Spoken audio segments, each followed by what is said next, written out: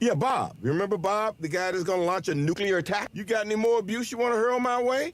Or are you ready to go in here and take care of Bob?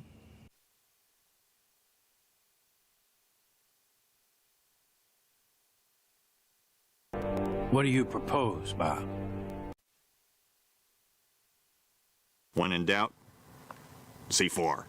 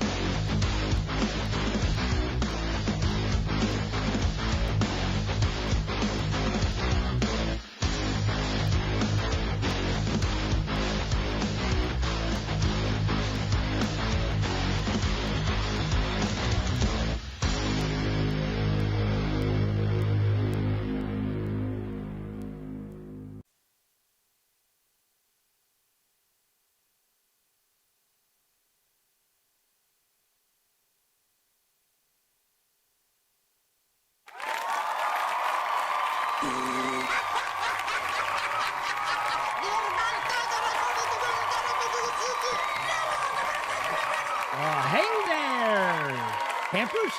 Your favorite geeky little penguin, Bob here. And let me say hi to those that are here so far.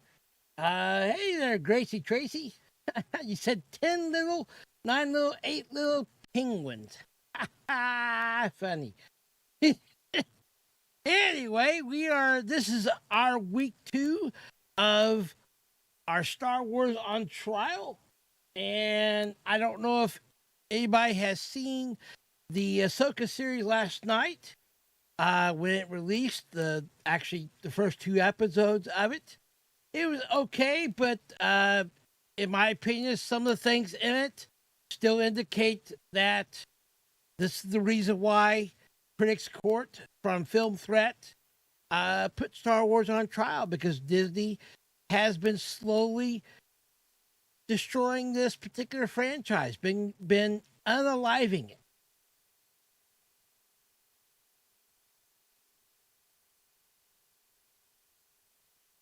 Can you hear me? Gracie Tracy, I'm talking. Can you hear me? Can you hear me?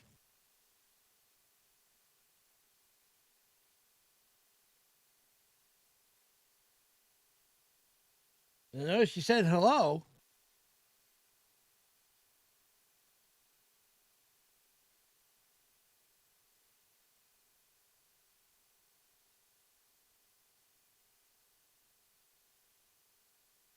Everything's showing on my side that sound's coming through.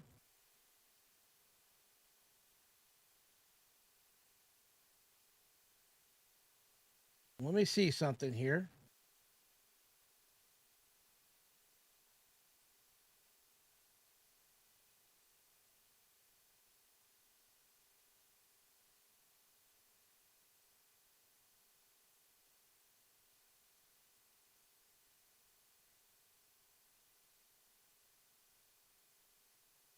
Let me try playing a sound file, see if I can hear sound on my end or not. Pissy, pissy, pissy.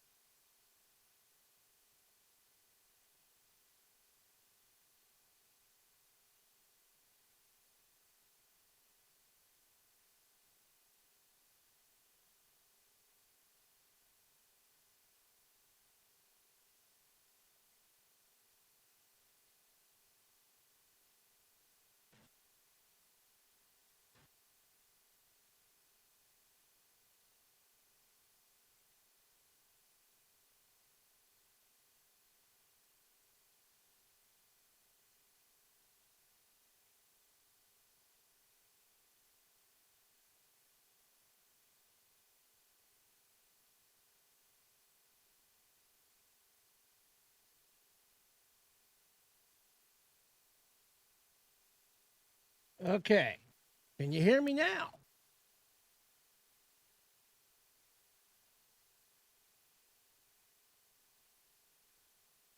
Can you hear me now?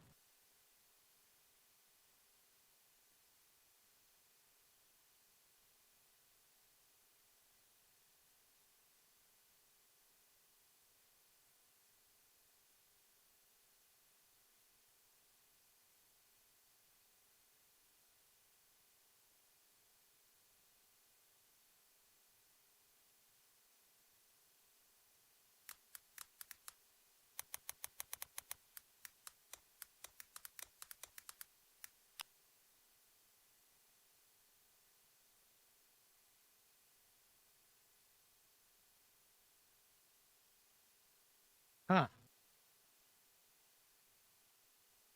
How about now? Can you hear me now? This is weird. You can't hear my talking.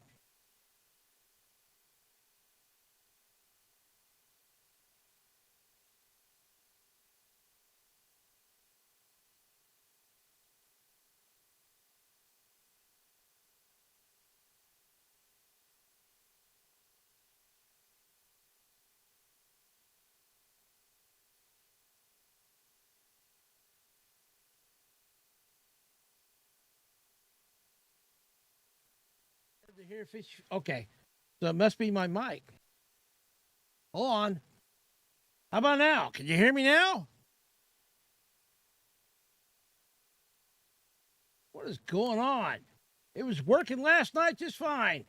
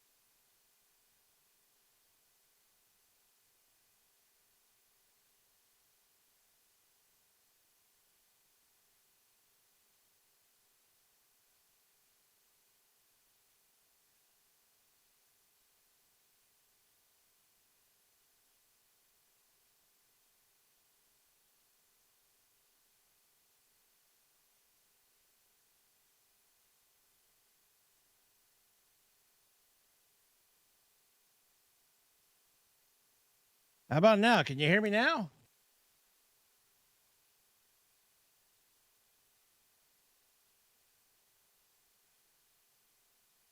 Really acting weird.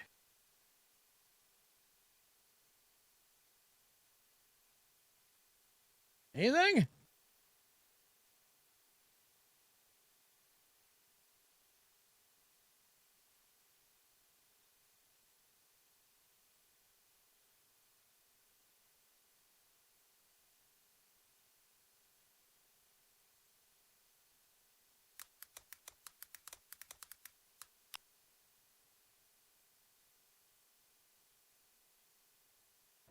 Testing. 1, 2, 3. This is strange. It was working just fine.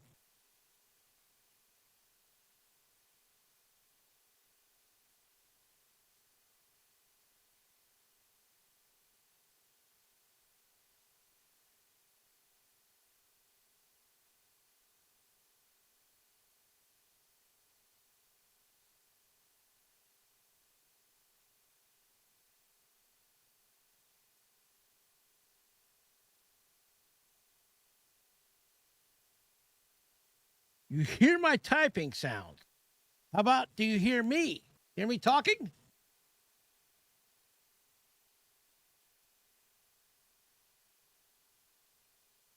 I think if you're hearing my typing sound, you should be able to hear me.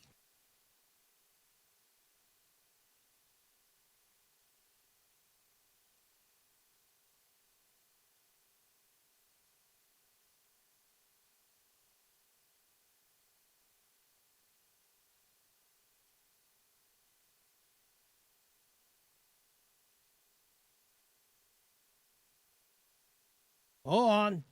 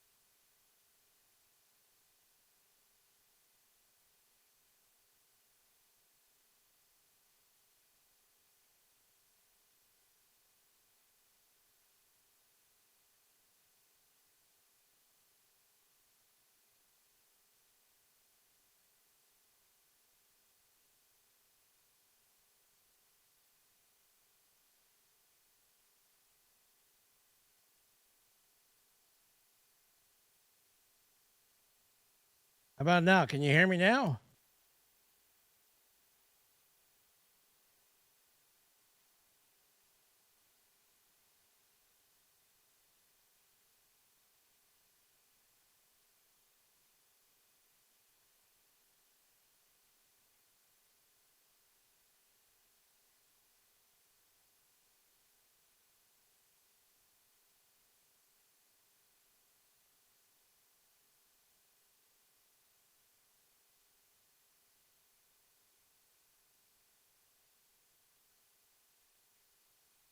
Testing. 1, 2, 3.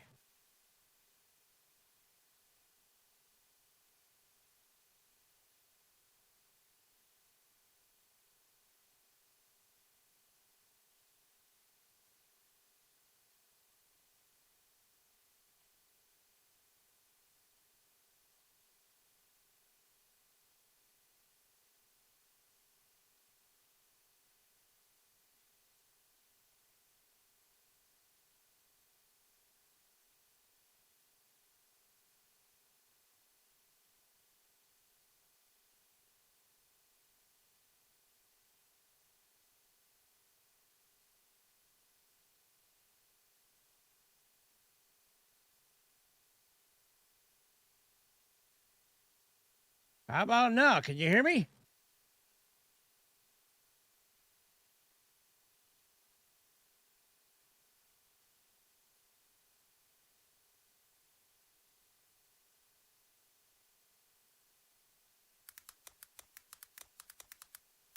Can you hear me now? Can you hear me now? I feel like I'm from Verizon Wireless. Verizon Wireless commercial.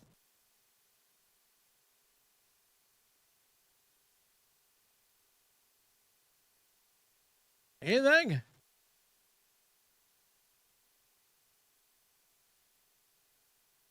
How about now?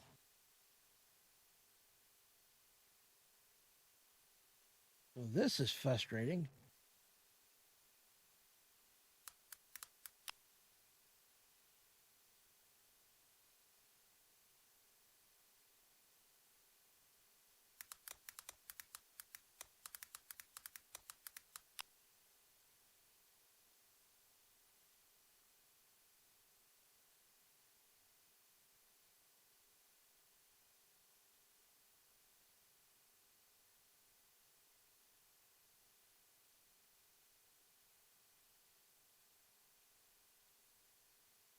Okay.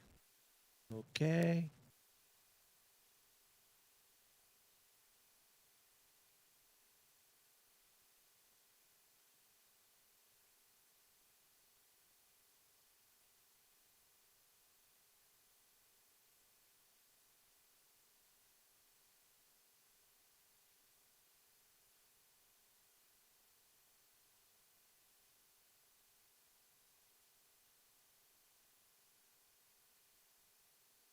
Let me try. Let me see here if I can.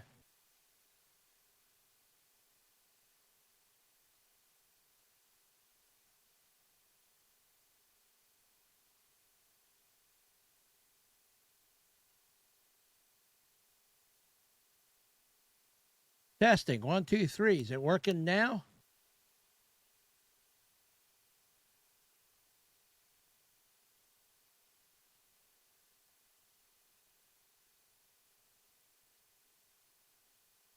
This is so weird. What is going on?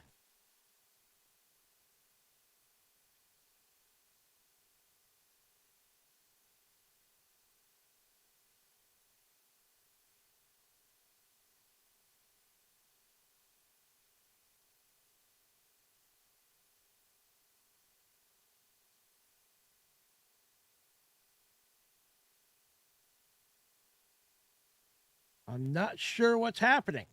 Why I don't have sound coming out. OBS shows I'm talking through the mic.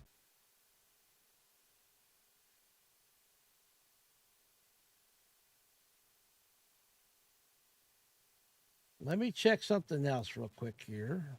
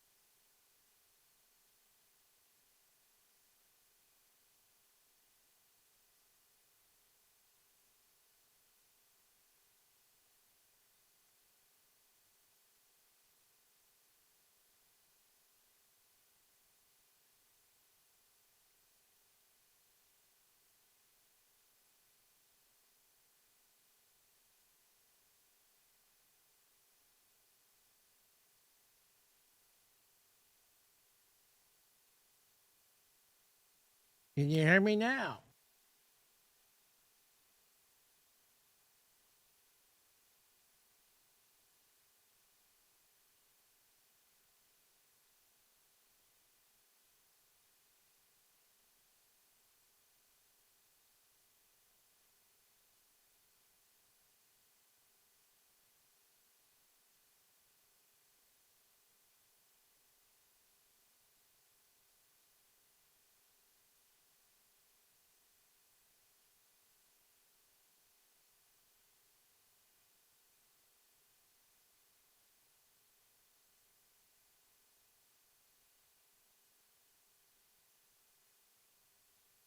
Testing. 1, 2, 3.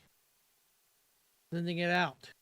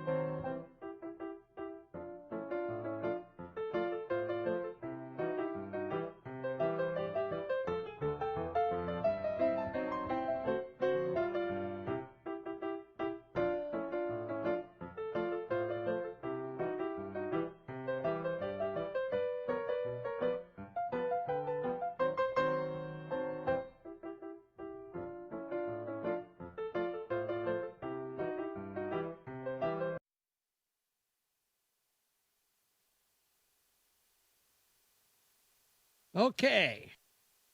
Can you hear me now?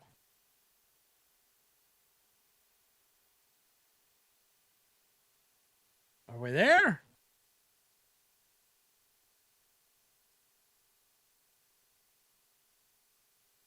Type something to me if you can hear me.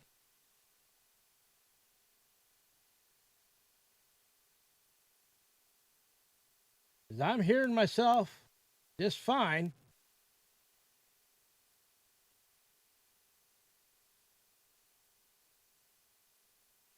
Seriously?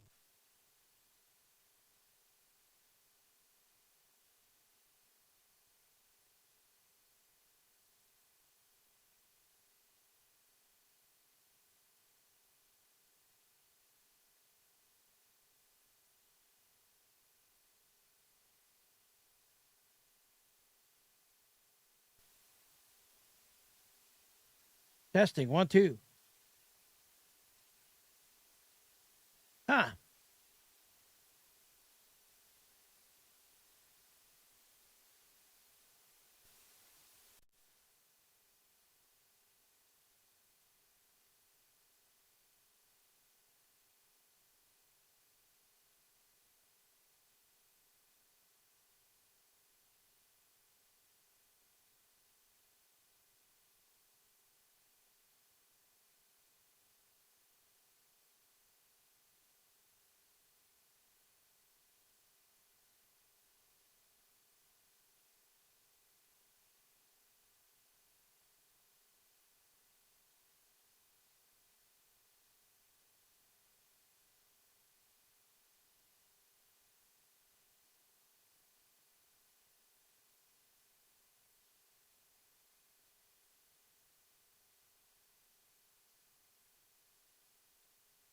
Okay, let me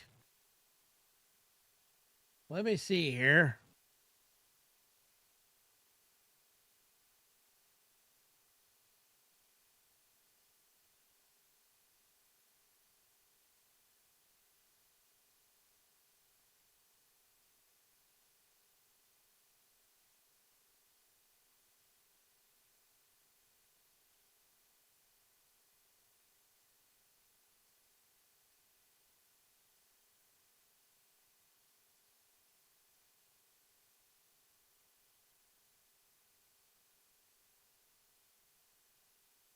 Let me see here.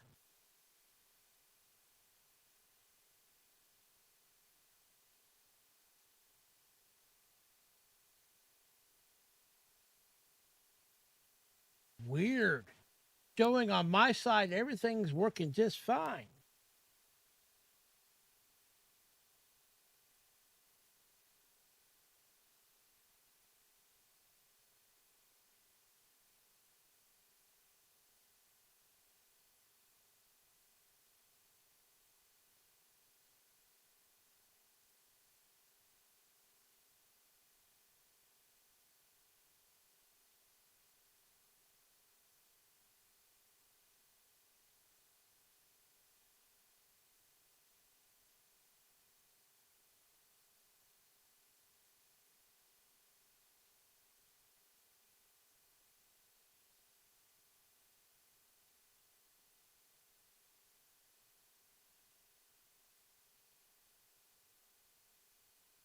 How about now? Anything?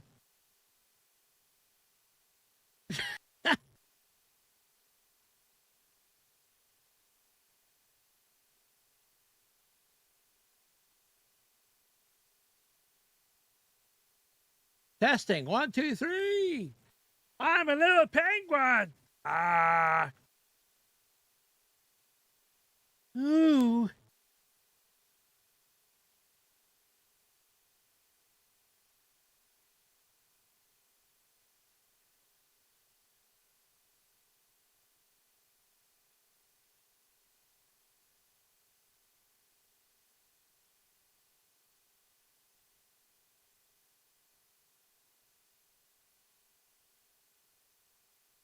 You can hear sound, just not my voice, right?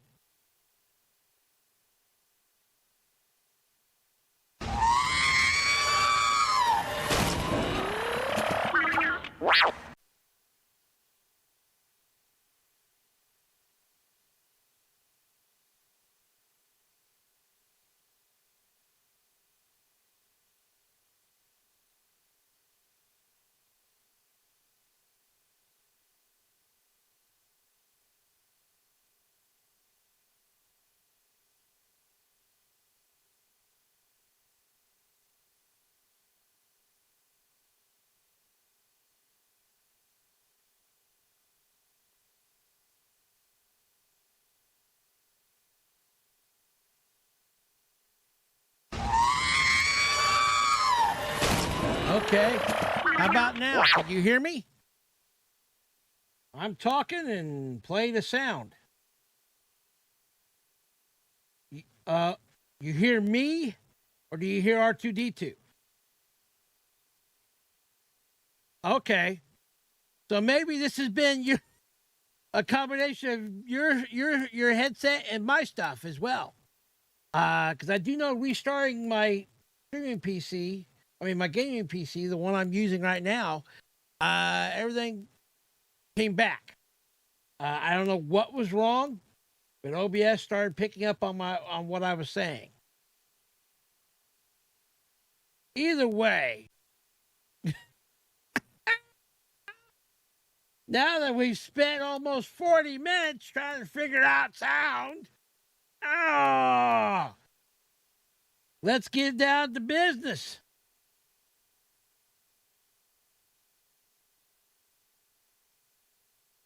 Okay. So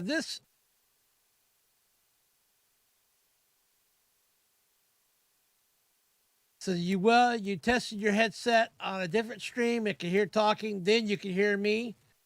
Weird. I almost feel like this was an issue that YouTube was causing. I don't know, because I've watched other YouTubers have similar issues. So maybe there was nothing going on with my system or yours, just YouTube. Who knows? Either way, it's working now. All this time I could have been talking into the thing and it picking up on it the whole time. Who knows? And you gotta love technology, don't you? All right, so yeah, exactly. They're gonna watch the playback on this, and they're gonna go, "He's been talking the whole time," or something like that. It's penguin craziness, I tell you. Anyway, all right. I was originally going to try to do this for 3 hours, but I don't think we're going to do this for 3 hours today because we'll break this one up. This video is 3 hours and 8 minutes long, but we will get maybe like through half of it, and then we'll just pick up the next half like next week or something. And we'll go from there. But we're going to go ahead and once again, if you're just now joining, we are watching the Star Wars on Trial. This is count 1 of the Critics Court done by Film Threat, where they put Disney Star Wars on trial for murder of the Star Wars franchise. And just a refresher, here's what count 1 is. And links to all this stuff, the video as well as this court document, is all in my description down below, as well as the link to Film Threat's YouTube channel and website. The Film Threat court count 1 is today. And it says right here that the Film Threat jury, in the name... Okay, count 1. Sorry, lost my track. On top of it, this penguin's having focus issues. Focus, Bob, focus. Okay, count 1. The Film Threat jury, in the name and on behalf of the citizens of the fandom of Star Wars, charges and accuses Lucasfilm Disney with the offense of fraudulent misrepresentation. That's count 1. Fraudulent misrepresentation. on or about the 30th day of October 2012, Lucasfilm Disney did unethically and fraudulently misrepresent their plans for the Star Wars franchise as a whole. Lucasfilm Disney also knowingly set expectations that the original trilogy cast, defined as Han, Luke, and Leia, would reunite in The Force Awakens, which did not happen. The failure to reunite the legacy characters during the events in the Disney Star Wars trilogy and the disrespectful demise of the original trilogy cast showed blatant disregard and disrespect for the Star Wars franchise and the fandom. So that's the count that's going to be happening here in today's trial. So we'll go ahead and get started on it. And I may not pause it today much at all, but I'm just going to comment while it's going on.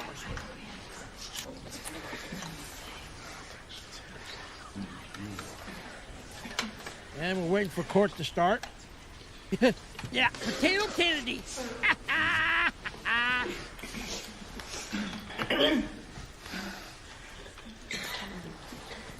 And once again, as a reminder, I am using closed captioning and a profanity filter that's about 85-90% accurate, so it should pick up most of the profanity and replace it with the word potato.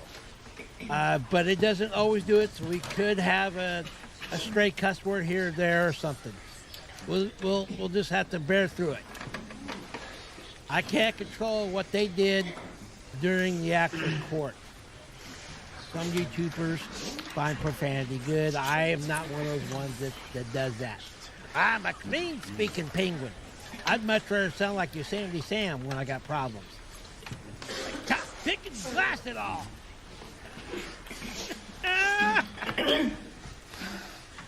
And there's Alan Ng, special counsel. All rise. All rise. Court is starting. There's the Honorable Judge Chris You may be Gore. seated. Mr. Ng, thank you for coming into court today. It is an Well, honor, that's- Your Honor. Okay. Come on, Your Honor. I just want to say you've done a phenomenal job cleaning up the charges. Great work, Mr. Ng. You may, by the end of this trial, have earned yourself a Red Lobster gift card from me. Ooh, Red And Lobster. if you're like me, what's the best thing to get at Red Lobster? The bread. If anyone who's been to Red Lobster knows, the bread there is probably He's dead right the with best that, thing. baby. Those cheese Before we biscuit start the thingies, trial those and get are things started, awesome. I will have instructions for the prosecution and the defense. Cheese and garlic. But let's get things bread, going. Wherever it is, man. Where is our show opener? I don't see it in here. What is the label there, Mr. Brown? Mr. Brown in the background. Our producer, Mr. Brown. Mr. Brown. Where is I wonder that, if we're gonna sir? see the artist What is the again title? today.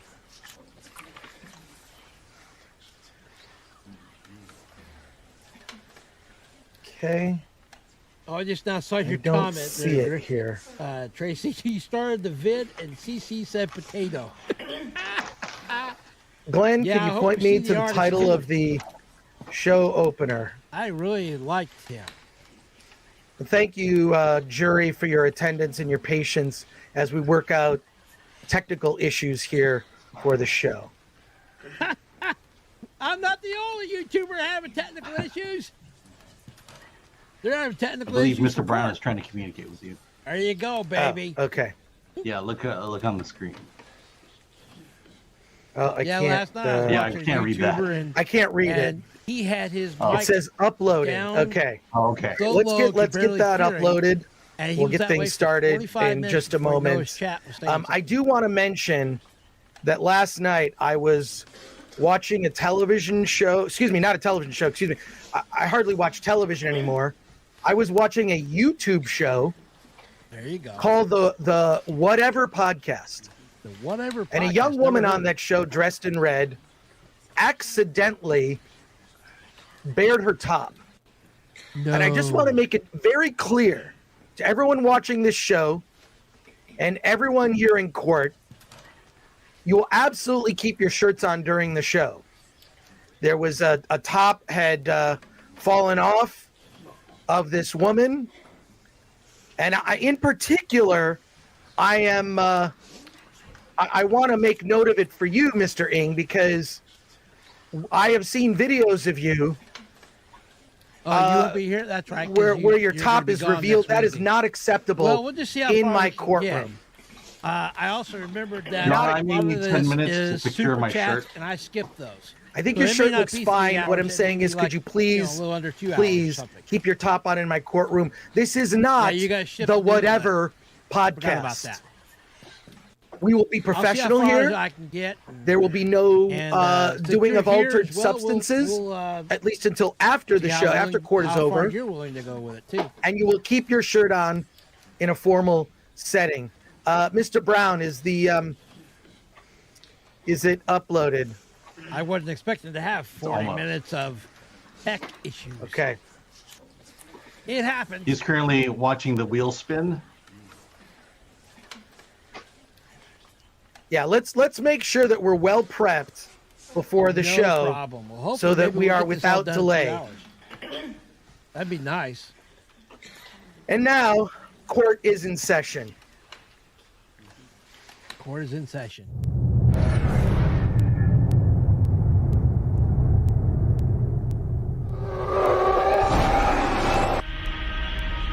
I do like this animation. No problem. You gotta get it. I get it.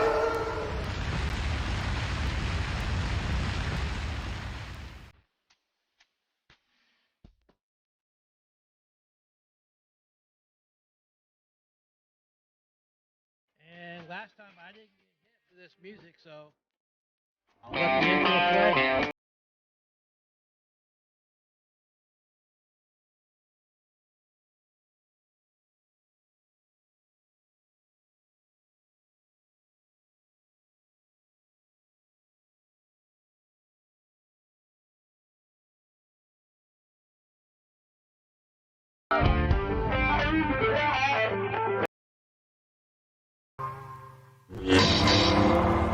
Fans versus Lucasfilm Disney.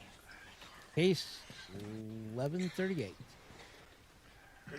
Mr. Ng, court is now in session. A personal aside, how do you feel about the bread at Red Lobster? I've not been to Red Lobster in, I'd say, 20 Talking years. about that bread again. So, Okay. I remember it being decent. Okay, Sorry, let's it's great. I Decent. love Red Lobster. let's take a look at the charges. This is the document. There is a link in the description of this Yep. episode of Critics Court. And I We got will a link in specifically my be description focused for that document on too. charge number It is 1. so good, Count isn't number it? 1. That is all we're dealing with I have today. probably eaten more of that bread than Let I us should scroll have down to every count Saturday number I go to 1. Red Lobster. Man, that stuff's so good. Now I want that cheesy garlic. bread. Mr. Ng, would you please read count number 1? That will be the subject of our debate today, the proceedings in court. Yes, Your Honor. Count number 1. Well, The film threat jury, Yeah, in the the cheddar name biscuits. and Oh, on behalf those of the things are so citizens of the good. fandom of Star Wars, charges and accuses Lucasfilm/Disney with the offense of fraudulent misrepresentation on or about the 30th day of October 2012. if I'd known he was gonna read Lucasfilm/Disney these, I did wouldn't have read them. unethically and fraudulently misrepresent their plans for the Star Wars franchise as a whole. Lucasfilm/Disney also knowingly set expectations that the original trilogy cast, defined as Han, Luke, and Leia, would reunite in The Force Awakens. The failure to reunite the legacy characters during the event in the Disney Star Wars sequel trilogy and the disrespectful demise of the original trilogy cast showed blatant disregard and disrespect for the Star Wars The franchise same thing I did. and the fandom. I got the word switched around. Do you understand these charges? Yes, but I'm not the one being prosecuted. Let's bring on the members of the prosecution to introduce themselves. Starting with Mr. Bring on the members of the prosecution to introduce Hey, we're gonna meet the themselves. prosecution now. Starting with Mr. Bring on the members of the I think you're, prosecution to introduce themselves. Yeah, Christian, you're creating Starting a with Mr. Bring on the members of the prosecution to introduce themselves. He's got All right, his- let's make sure mute prosecution's got mute that speakers button on. there. Yes, Members of the That's why All there's right, an echo. Christian, I'll bring you on in a moment while you figure that. Just as in any courtroom, There's there are always, technical errors yeah. that are embarrassing at times. Wait, This that needs to day be has been corrected. full of them. I If appreciate it the wasn't patience of Wizzy, I people in the swear it's jury Wizzy. here. Thank you.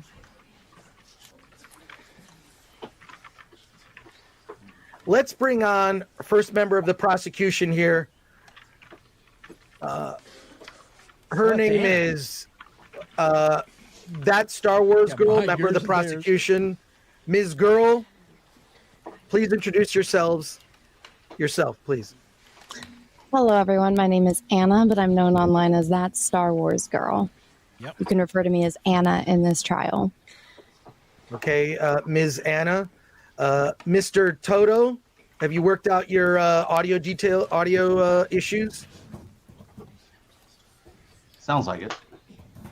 Mr. Toto?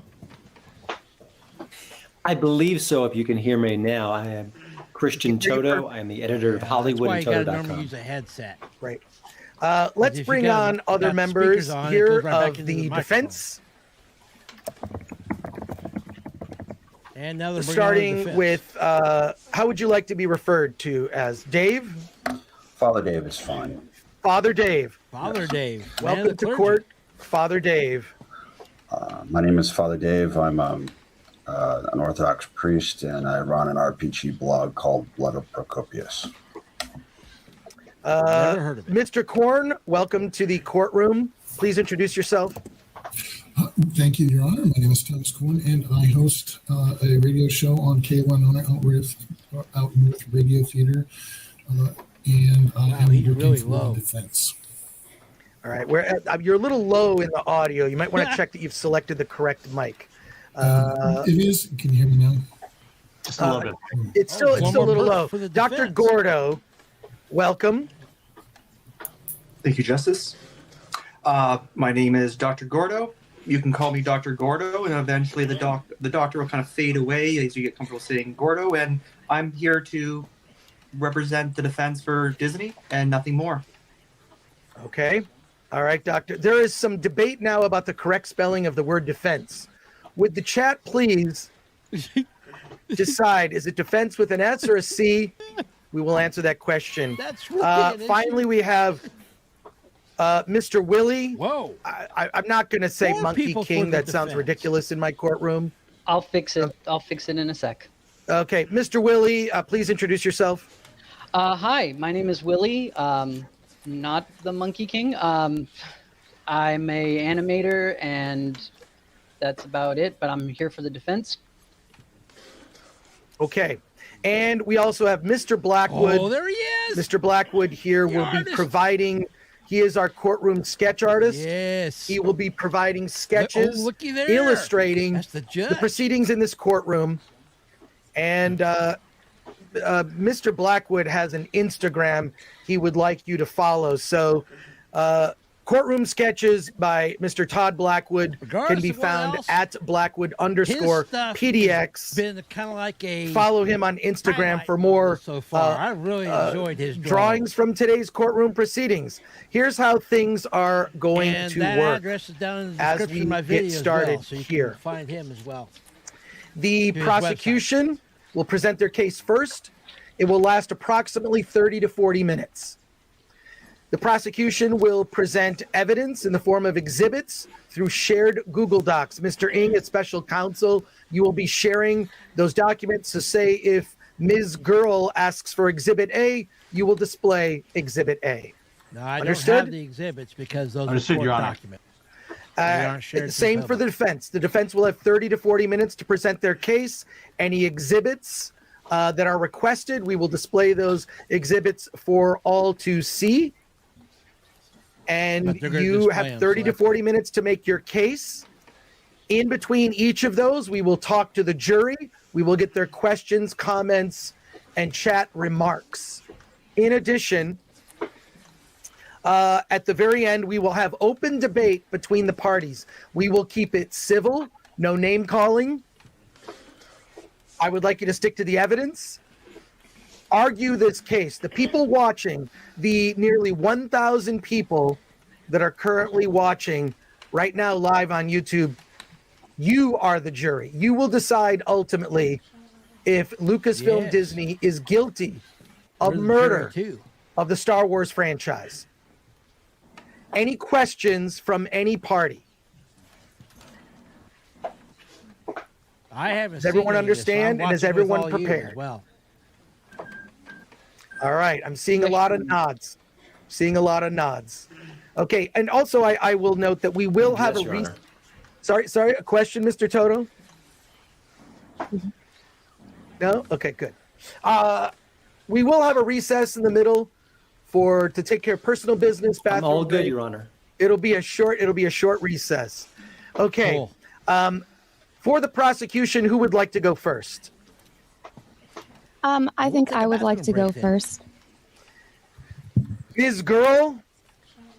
I said you may call me Anna. Now, I was having trouble getting all of this uploaded onto Google Docs. They are all JPEGs. So would it be all right if I shared my screen? Yes. Is it possible for you to share the screen here? Yeah, let me get this. I don't know if you have access to this. Okay, there you go. Yes, thank you very much. Yeah, Ms. Anna, please continue. All right, so I'll have you share my screen in a moment. But first, I would like to bring up the first exhibit for evidence, which is this book written by Bob Iger, The Ride of a Lifetime. Now, for those that do not know, Bob Iger is the CEO of Disney and was responsible for the acquisition of Pixar, Marvel, and Lucasfilm, and then later Fox. Now, this book is titled The Ride of a Lifetime. It really should have been titled Lux Luthor's Guide to How to Manipulate and Take Over the Entertainment Industry, because that is exactly what this book is. And every count, I know we are only covering the first count, but every count that is provided by the court to charge Lucasfilm, Disney, is all proved in this book. So all you have to do is get this book. It's available hardcover, ebook, and on Audible. So you don't even have to read it. You can listen to it. What I'm going to be showing you in my exhibits are excerpts from this book. Everything is direct from Bob Iger himself, and there is references in the back of the book if you would like to see where all the other information was from. Now, this states that it was around 2012 when Disney started destroying Star Wars. It actually took place a lot longer before, almost a decade before, back in the early 2000s. Now, if you could please share my screen, it is important that we go through a little history deal or to understand how this happened to Star Wars. So one thing you're going to hear me talk about a lot is a thing called the Pixar deal. Now, for those of you that are not aware, Pixar was actually a branch of Lucasfilm. It was the Lucasfilm Computer Graphics Group that helped make special effects for all of these Star Wars movies. Once George was done making the original trilogy, he didn't exactly need that section of the company, which was, partially, if you guys do not know who John Lasseter is, he's one of the men that was responsible for starting Pixar. He was one of the heads of the graphics group, and they left and they were bought by Steve Jobs, who is also a good friend of George Lucas, and Bob Iger, which will come into play very prominently in this exhibit I'm going to be showing all of you. And so the Pixar deal was that Steve Jobs acquired the graphics group from George Lucas. They created Pixar to do all animation. It was first for commercials, but then they were able to negotiate a deal with Disney to do live action films, which, because they were still a startup, Disney had the upper hand in that. But then slowly Pixar started to gain some feet and they had success after success after success. Now, this is where we come up with Bob Iger. Now, right before Bob Iger was about to take over as CEO of Disney from Eisner, he went to Hong Kong Disney, and he was still not as aware of the animation side of things and how bad they were claiming to have doing at this time. They had lost roughly $400 million in their animation department over the decade when Bob Iger, when he started working at Disney, to his takeover. Because even if I might disagree with him that the films, I personally think that they were good, but I guess they weren't resonating with people like they wanted to. So when he was at the opening of Hong Kong Disney, he was at the parade, and he noticed all of the characters there were either legacy Disney characters or Pixar characters. And like it says right here highlighted, if you guys can see it on the screen, let me know. And if you guys can't, I can zoom into certain slides just to give you guys a little bit more visibility. But it says right here highlighted, Disney was founded on creativity and innovative storytelling and great animation, and very little of our recent films lived up to our storied past. So this is right before Bob Iger became CEO. And shortly after, he became CEO and he takes over for Eisner. And his first role, or his first move as CEO, was that he wanted to acquire Pixar, because like I said, Pixar had surpassed them in animation, was having success after success, and Disney animation was kind of going down the drain. And Steve knew that he had the upper hand, and Steve had a, not exactly the best relationship with Michael Eisner. If you're interested in that, that's a whole nother topic. I would highly recommend either reading this book or going and doing the research yourself. But like highlighted here, I will read this out to you. Steve knew he would struggle to make, or we would struggle to make anything genuinely great, though, given the state of Disney animation, and he almost dared us to try.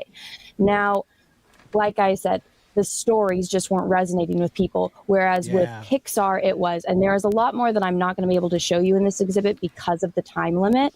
But basically, their audience was, they wanted children, because this is the animation department, and Pixar, had a lot of pull with mothers. Mothers knew that they could take their kids to go see a Pixar movie and it would be appropriate and their kids would like it.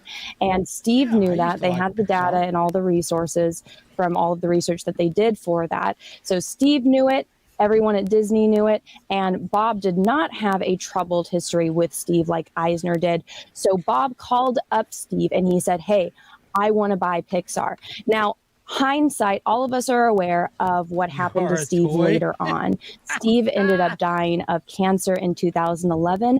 So at this time, Steve already knew that his cancer was back, and he was looking for someone to take over his legacy for him. At this point, Bob did not know that, but all of us are aware because this is history. So that I would like to enter in, that is a very important factor in everything. And yes, I will be getting to Star Wars, but this is a very, very important factor everyone needs to take in, because if this did not happen, George would have never been manipulated into selling Lucasfilm to Bob Iger.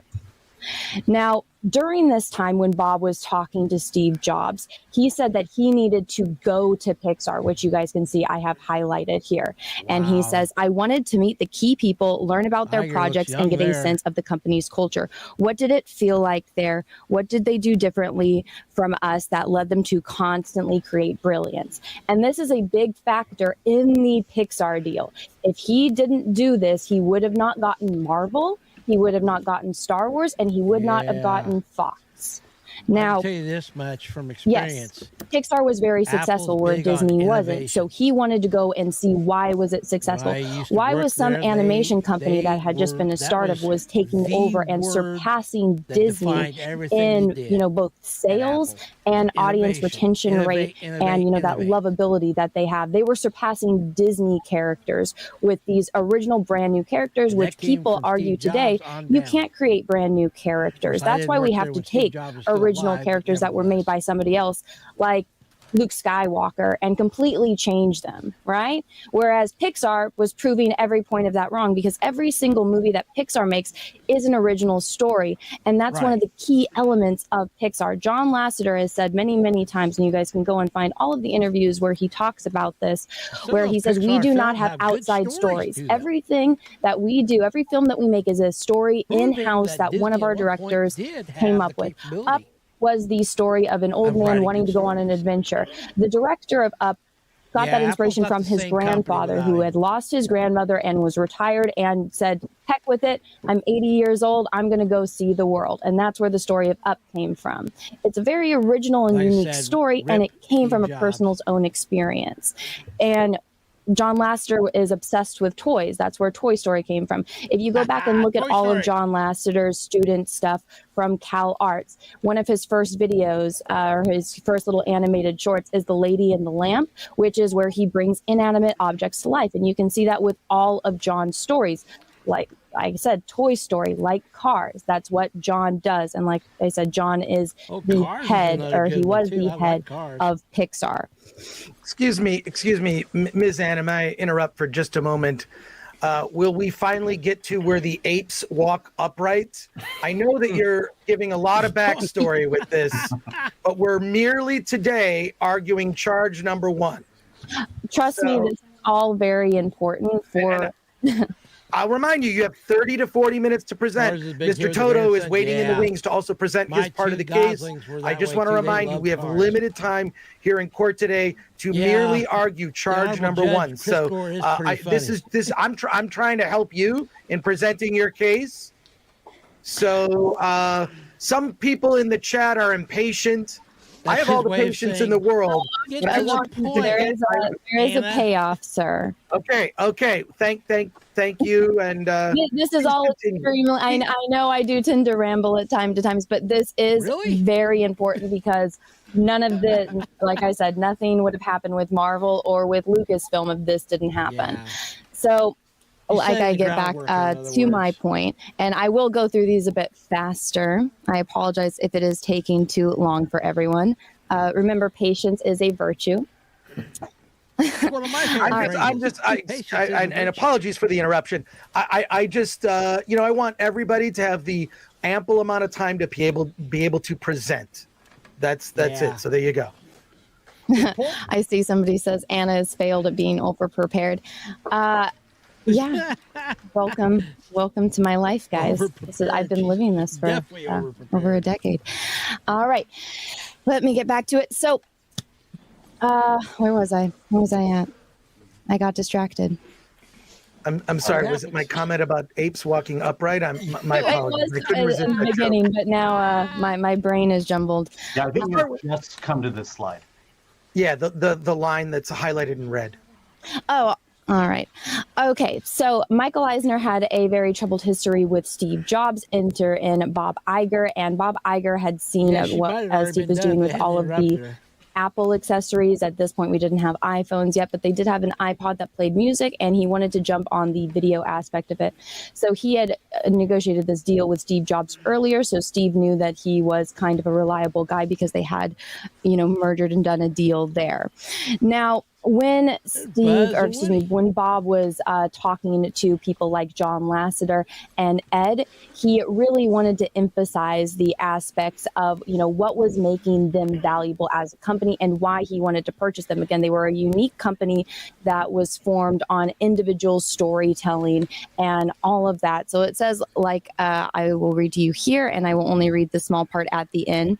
I took pains to assure John that the only way it made sense for Disney to buy Pixar was if we protected whatever it was that made their culture so unique. Bringing Pixar into our company would be a mammoth transfusion of leadership and talent, and we'd need to do it right. Pixar needs to be Pixar, I said. If we don't protect the culture you've created, we'll be destroying the thing that makes you most valuable. Now, that I think is one of the most important lines, because after this, and I will just, gloss through the rest of it, since everyone is a little bit impatient. That is a key factor. You're going to see me, when I bring up Marvel and with Lucas, they bring up the Pixar deal. And it was that aspect that they, knew that Disney was interested. Oh, the slide is out of order. They knew Disney was interested in acquiring them, but they wanted the Pixar deal, which was Disney buys them for what they are and the success that they are. They leave the culture alone and they continue to let them grow. And that is what they wanted. And that is what George wanted. Ignore that slide because that's out of order. And then this is also Ed, who was the other side of Pixar, which was the more technical side.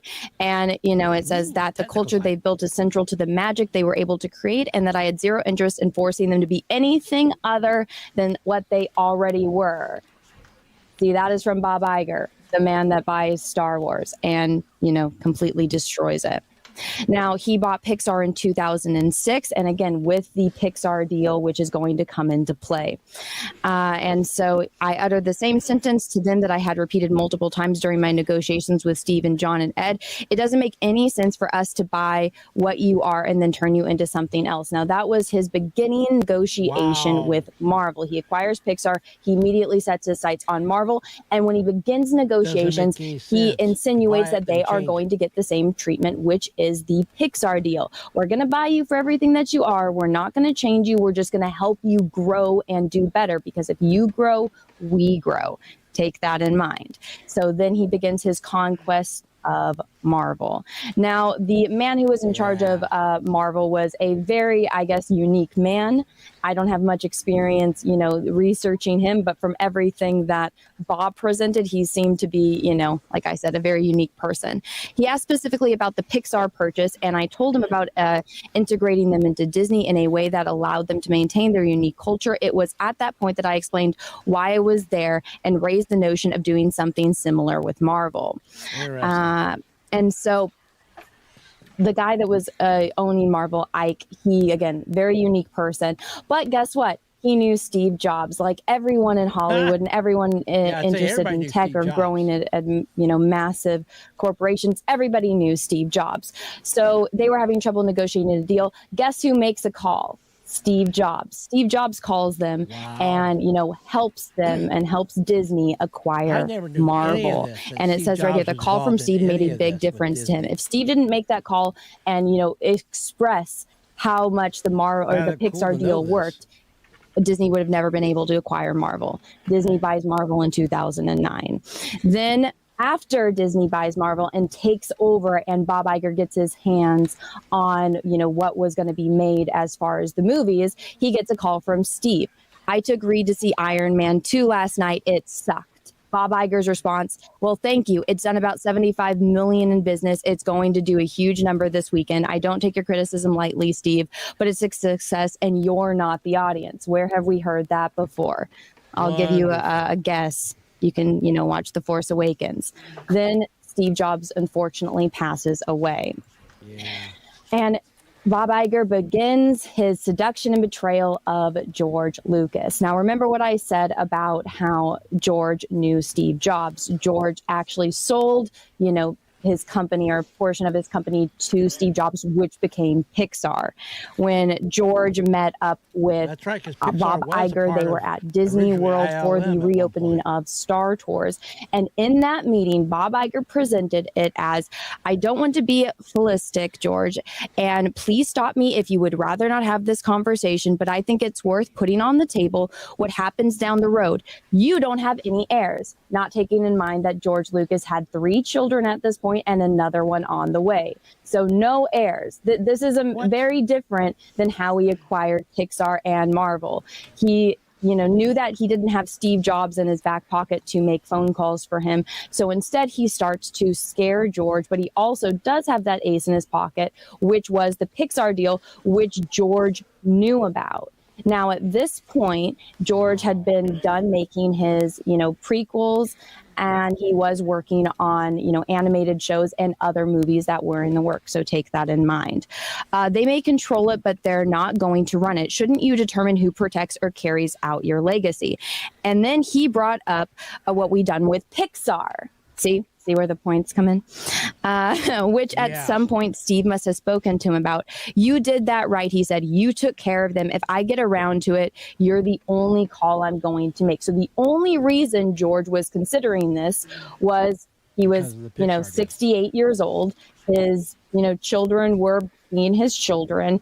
And he knew that what Bob was doing when he acquired companies was he would buy them and he would preserve their culture, and he left the people in charge that were already in charge of making creative decisions, and he just was helping, financially and distribution wise, these companies grow and expand. You're going to see how it is the exact opposite with how he handles George Lucas in Star Wars. Right. So then later on, George makes a call to him and he says, I want the Pixar deal. Now, Bob, in this chapter of the book, like I said, if you actually read this book, you will get a lot more information, but you will see the absolute stark difference in how he handles Marvel and Pixar. In that, it was all about creativity and it was money later. In this chapter, it is so maliciously handled, the way that he angles it, where he makes it all about the money and not about the creativity. But when he does mention financials, you can see here, it's not highlighted, but it says $7.4 billion, which is what he acquired Pixar for. That is not what George was focused on. George, every single time he gets upset, and I will continue to show you this, every time George gets upset, it's about creative differences, which didn't have any problems with Marvel or with Pixar. And so when George said he wanted the Pixar deal, he wanted exactly that. He wanted the Pixar deal. He wanted what John Lasseter had, which was Disney buys their company and allows their culture to continue the way it is and to just help it grow, not to completely change it and destroy everything that they had. We'd begun to form a long-term creative vision because we had no creative people assigned to the task. We had nothing really, which meant there was a lot of creative risk and hitting the schedule we'd set for ourselves, and which our financial analysis was based on, would be daunting, maybe impossible. Now, this was Bob Iger's words when he talks about acquiring Lucasfilm, and he is very deceitful in his description of what was going on at Lucasfilm. He claims that they had no movies in production, but then also goes to say that, because it was not a publicly traded company, George Lucas owned, Lucasfilm outright. There was no stockholders or anything like that. So they actually had no information. Everything was a guess. And he gets permission from George later to actually go in with a team, unlike where Pixar and with Marvel, where he went there himself. He sent a team in to do all the research, which again, very malicious, very deceitful in the way he presents information. The exact opposite of what happened with Pixar and with Marvel. And so they continue on, and he, completely leaves out the fact that Lucas did have movies in production, that Lucas did have things in production, like the Clone Wars. Heck, Disney, once they did buy it and they released Clone Wars Season 7, and they made a bunch of changes to it. So to even claim that Lucasfilm didn't have things in production is just a flat out lie. And he, publishes that in his book, even after the fact, with all of the information that he had. So take that in mind. In Pixar's case, the entire acquisition was predicated on John and Ed's continued involvement, not just with Pixar, which is what George wanted. But with Disney Animation, John became chief of officer, but he was still reported to me. With Marvel, I met with Kevin Feige and the rest of their team, and I knew that they had in the works, and we'd begun collaborating closely to determine the future of Marvel films. With Lucas, there was only one person with creative control, George. He wanted to retain that control without being an employee.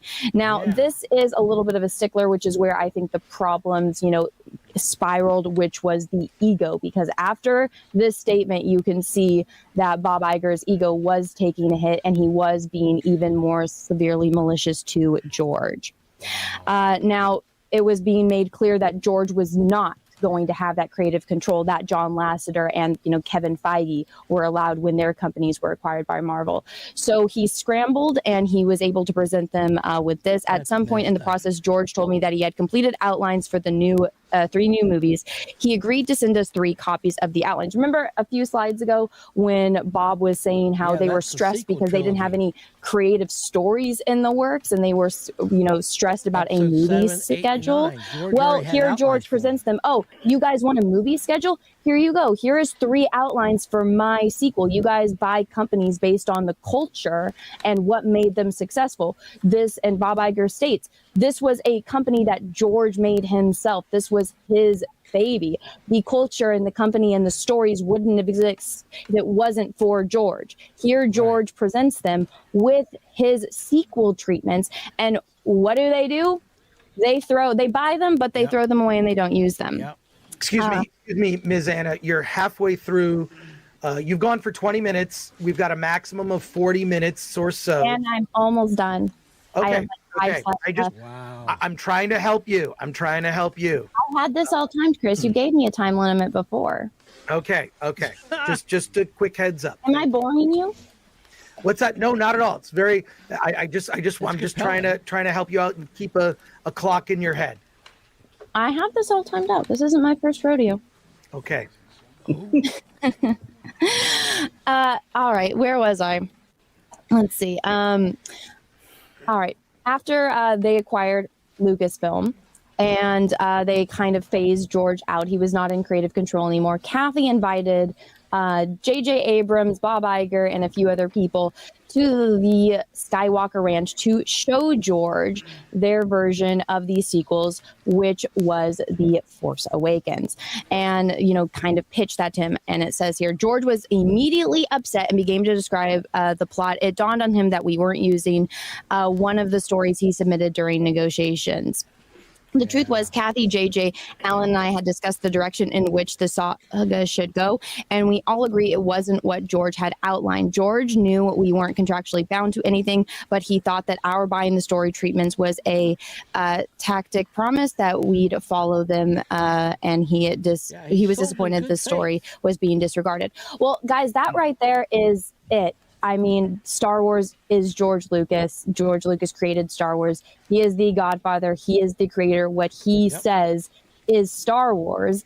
And for them to completely just buy that and then throw it out and say, no, George, you're wrong. Even though this is what you created, this universe, this world, these characters wouldn't exist without you.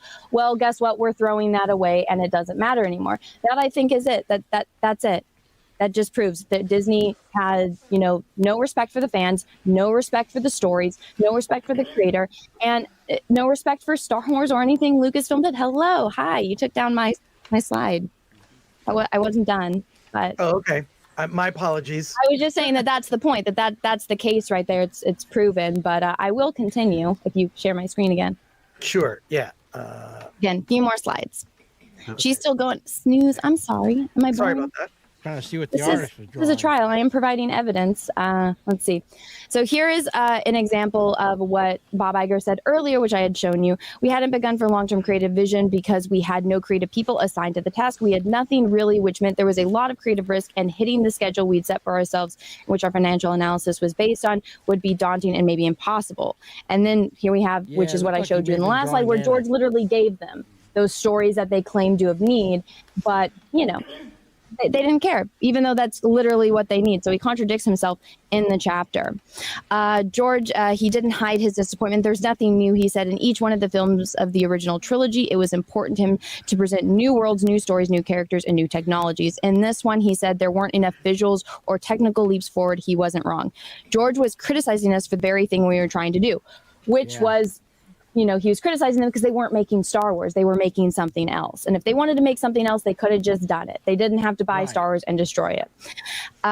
Each deal depended on building trust with a single controlling entity. There were complicated issues to negotiate in all of the deals, and our respective teams spent long days and weeks reaching agreements on them. But the personal component of each of these deals was going to make or break them. And authenticity was crucial. Steve had to believe my promise that we would respect the essence of Pixar, which they did for a time. Ike needed to know that Marvel's team would be valued and given a chance to thrive in their new company. And George had to trust his legacy. His baby would be in good hands with Disney, which it clearly was not. Bob lied. Exactly. Bob manipulated George Lucas. He used his good relationship and his friendship with Steve Jobs to manipulate George Lucas. He pressured him with you don't have any heirs, putting, even though, his kids could still take over his company and could, have still control over Star Wars. His daughter, Katie Lucas, wrote some of the best Clone Wars episodes that are there, which, again, he didn't have any creative people, right? Now, this goes into point with some of the examples that, Bob claimed. They didn't have anything in production. Well, they had the Clone Wars. Here's a list, and he said that there's no directors aside from George. Well, here's 17 directors and writers that were working and employees of Lucasfilm that weren't George Lucas. So he claims you didn't have any talent aside from yourself. Well, here they are. So this movie is a movie you guys probably haven't heard of. It's called Strange Magic. This was a movie that George Lucas created for his daughters. And it's about two sisters, and one has to go and save the other one, and they're on an adventure. What does that remind you guys of? Oh yeah, this is other Disney movie called Frozen. What Frozen is, in the past 10 years, Frozen is Disney's most successful movie. When Frozen was released, it made over $1 billion worldwide, and Frozen 2 surpassed that. And it's a story about two sisters with magic. Well, guess what? They started working on Frozen conveniently around the same time that they started investing and looking into Lucasfilm. This movie, Strange Magic, got completely swept under the rug. I bet you a majority of you didn't know that this movie existed. No, this would have actually kind of fit into Disney because they have animation. It was a movie with two sisters that were fairies, and there's all these fantastical creatures in this movie that would have fit perfectly with Disney animation. Wow. But the story was very intriguing to them. So they took the story from Strange Magic. They completely just sided it. They swept it under the rug. Again, I bet none of you knew that this movie existed. And the majority of you in the audience probably didn't. And they took the original plot, made a bit of tweaks, and then came out with a story, 90% similar to it, and then they changed the aspects of Strange Magic and hid it from the world. So it's a very, very, very suspicious that their most successful movie in the past decade is for sure suspiciously came after, and the production started after they acquired Lucasfilm and Lucas in all of his glory and his fantastic storytelling. So, ladies and gentlemen, I think everything in this book proves the entire point of the case for every single count that there is. Wow. And that was my point. I think I hit the time limit. I'm sorry if I bored you guys. History is George Lucas's favorite subject. It is also mine. And I think it is very important to learn history and understand history. That way you're not, going to make mistakes and make the same mistakes. And I think it's, very aware to have your eyes open so you're not taking advantage of a predator who is going to manipulate you, buy out your company, and then destroy everything you ever built and worked on. Thank you. Thank you, Ms. Anna. We still have Mr. Toto, who will be presenting his side. I'll go next. I'll go next. Sorry, what? I'll go next. It's going to be super brief. Okay. Mr. Ng, please present your case. I'll put you full screen. All right. Thank you. I'm going to piggyback off of what Anna had presented. This right here is the press release of Disney to acquire Lucasfilm Limited. And Anna was talking about how Disney had basically duped and deceived George Lucas. And I'm just going to present a few points to piggyback on it to show how then Disney duped and deceived the fans. This is their announcement that they're acquiring Lucasfilm. And my whole point here is that they're setting up an expectation that didn't come about. Lucasfilm reflects, this is Bob Iger about what this whole count is about. Lucasfilm reflects the extraordinary passion, vision, and storytelling of its founder, George Lucas. This transaction combines a world-class portfolio of content, including Star Wars, one of the greatest family entertainment franchises of all time, with Disney's unique and unparalleled creativity across multiple platforms, businesses, and marketing to generate sustained growth and drive significant long-term value. So what he is doing here is he is uplifting George Lucas as the one who created Star Wars, created the universe, created the lore, and that there's an implication here that they are going to continue that tradition. And what the value adds that Disney is providing is to bring Star Wars to a broader audience in many platforms, including the business platform, which brings us to Kathleen Kennedy. Kathleen Kennedy, current co-chair of Lucasfilm, will become president of Lucasfilm, reporting to Walt Disney Studios chairman Alan Horn. Additionally, she will serve as the brand manager of Star Wars, working directly with Disney's global line of business to build, further integrate, and maximize the value of this global franchise. Kathleen Kennedy was brought on not to be the creative director of Star Wars, but to be the brand manager of Star Wars. And somehow she had snuck her way into creative, making all the creative decisions. Yes, she was the executive producer of the 3 Star Wars sequels, but we know what a real executive producer does. They raise the money, and that's what she's doing here. And so there was an expectation here that Disney was going to continue on the lore and the stories of George Lucas from the very beginning. And then lastly, just a little minor point here, and then we can go to Christian. He's using everything.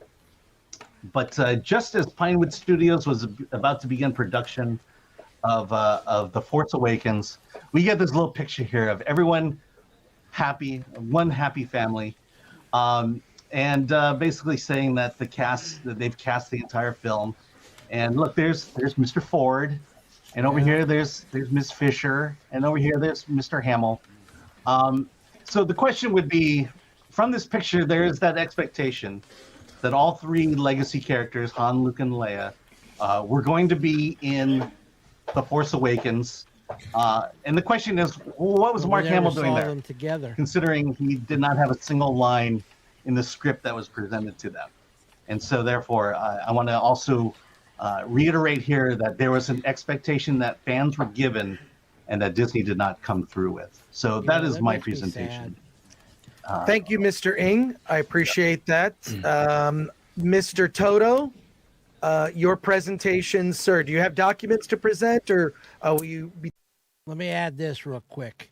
I have been revisiting the Timothy Zahn book, Heir to the Empire. I did that. I've been reading. It's been 20 years maybe since I had, so I didn't remember hardly anything about it.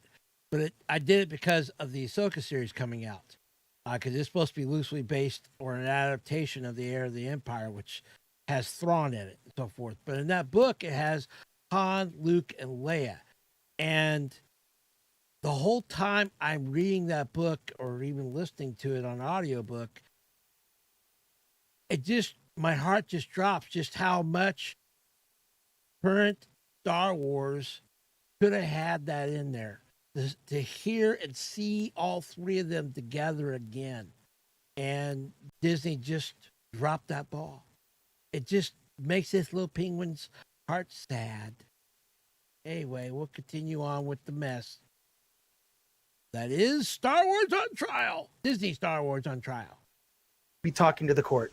I do. I've got documents. I believe you have them in your possession. But I will start by saying what my colleagues have done. They've presented the exhaustive and essential backstory, why things happened the way they did.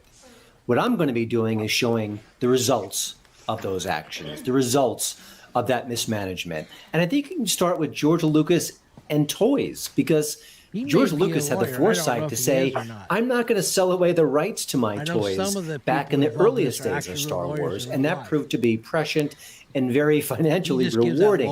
And what we've seen in recent years is the lust for those toys, which was so present in the 1970s and 1980s, dissipated quite dramatically, which I've shown through multiple exhibits, Exhibit A and Exhibit B.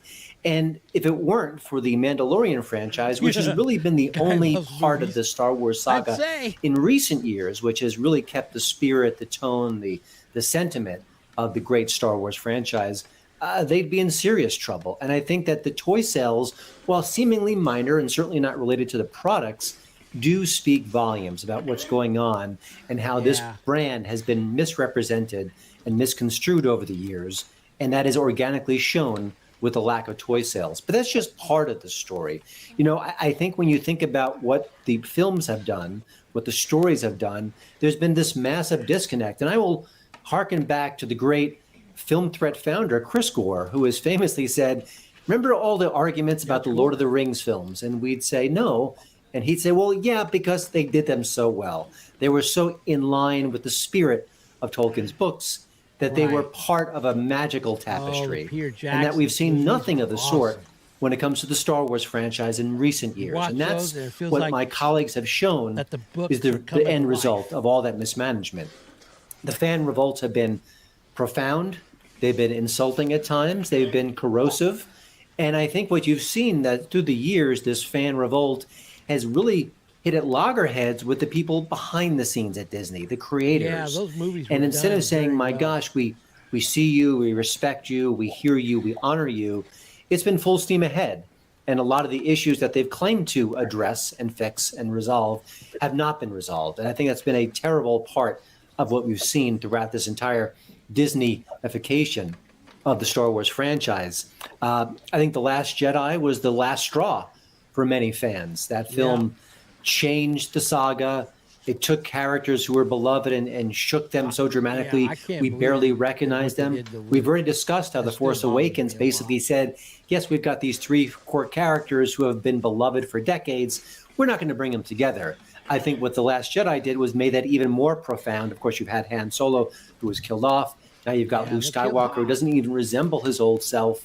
And I think that is really representative of how this story got pushed aside, how there were different objectives here, how the core saga that George Lucas had nurtured for decades and was so beloved was cast aside. The fact that they were able to disconnect with George and not have him embraced in the creative process, I think is shown throughout the films. And while he was not a perfect creator, as seen by his prequel series, which got also a lot of critical brickbats, I think you've seen a drifting away step by step, story by story of why when Star the Wars prequels mattered in came the out, first I was place. not What was interesting is that the completely media impressed. They felt actually weird. They tried felt to different. rush They the were Disney okay. side and say, But no, I'm the telling you fans right are now, since wrong. I've seen the sequel Disney is trilogy, right.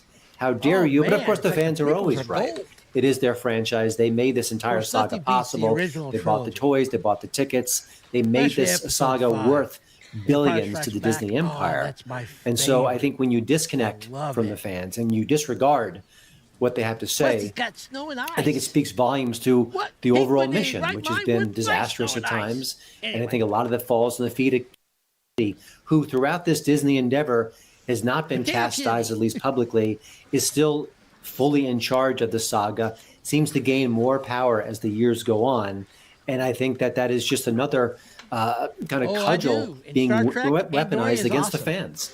They want Some her of the best gone. episodes They were don't in see Star her as a Trek powerful Enterprise force. about Andor. They don't see her as the anti-George Lucas. And for all his flaws, I think if he were to step in tomorrow, there would be some hope for this franchise. Excuse me, yes. Mr. Toto. Two quick things. Sure. You only have a few minutes left. If you have any documents or exhibits you'd like to show, please put the Google document in the private chat. Cut and paste. Put it there. And Mr. Ng, your co-counselor, he will show whatever you think. The other thing is, please, there's no pandering that you should be doing to the judge. Well, when the facts are relevant, I considered that before this presentation, and I thought, well, it's too relevant not to use.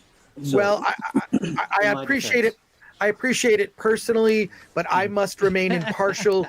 The jury here, some people in the jury brought it up that you were Yeah. pandering to me. I just wanted to point it out. Sure. Again, I am not deciding this case. This case is being decided by the viewers who are the jury. But Right. I don't want to take up more He's just time. presiding over it. That is So, an excellent and brilliant comment, Your Honor. But as a seasoned prosecutor, I weighed the pros and cons of that, but I thought that the merits of those observations were so keen he is a that I lawyer. couldn't ignore them. But may be I think part I of the can law wrap this too, out up there on YouTube. with a little bit of factoids thrown your way. And I think the bottom line is often the bottom line. And if you look at the facts, it's the box office results from the Star Wars saga, the 3 sequels. The Force Awakens drew $494 million in its first weekend worldwide. The Last Jedi shrunk dramatically. That one drew $437 million in that same 3-day period a few years later. Rise of Skywalker, $373 million. Now, again, you could also correspond the That looks like a U.S. box downward office spiral. receipts, and you will see a dramatic shrinkage in a saga that was building to the epic conclusion. If they had represented Star Wars as it was told, as it was created, as George Lucas had envisioned it, those numbers would be going up and up and up, like we've seen with multiple franchises across the Hollywood galaxy. Instead, they shrank some more, and it's been years since the last Star Wars movie, and we still don't know for sure when we'll see the next Star Wars movie. And I think at the end of the day, that says it all. Thank you, Your Honor. Okay, the prosecution will rest.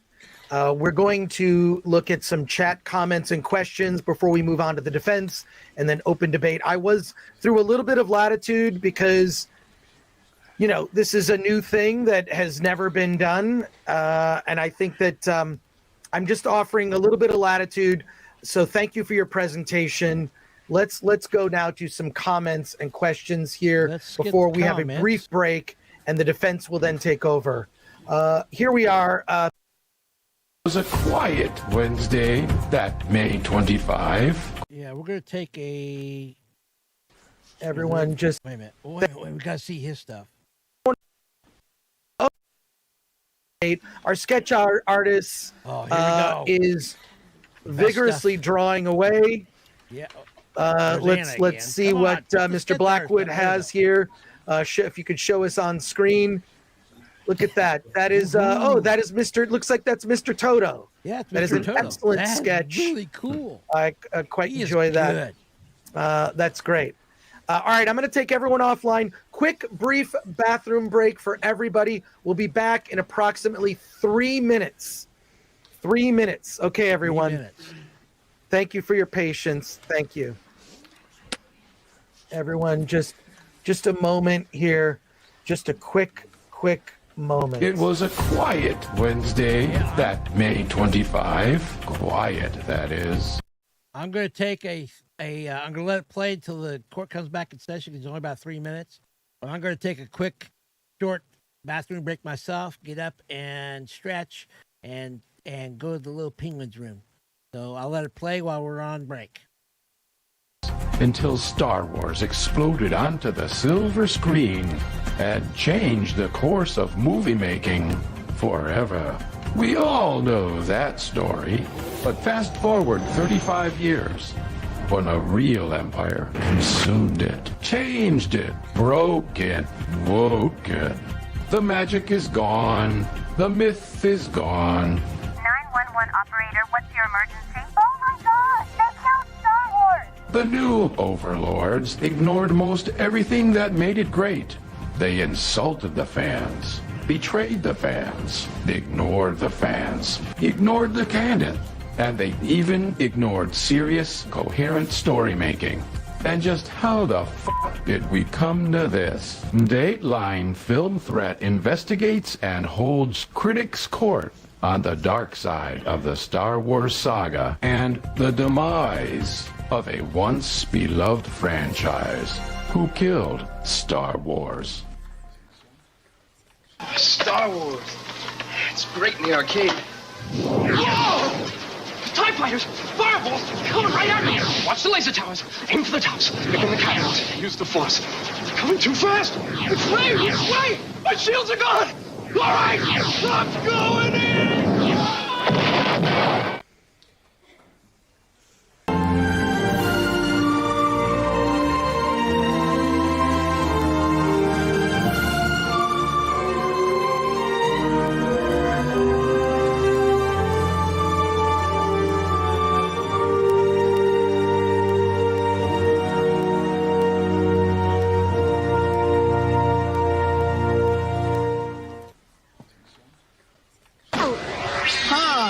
Toothbrusher.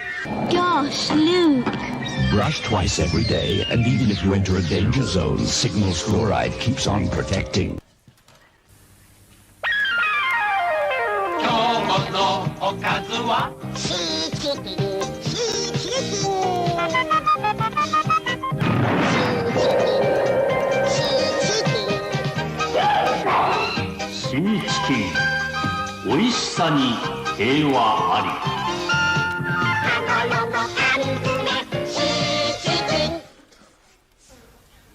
Hello, R2-D2. And who are you? I'm Ultra, and R2's not talking because he's upset at the moment. He looks very quiet. He is very quiet because he's for sale, you see. Star Wars の R2D2 のこんな子 R2D2 Our court is now back in session.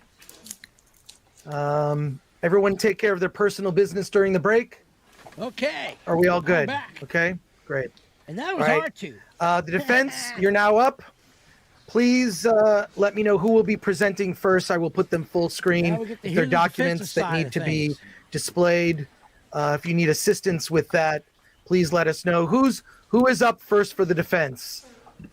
That is, I believe, Tom, or if Tom. Tom, is it Tom or Dave? Mr. Korn?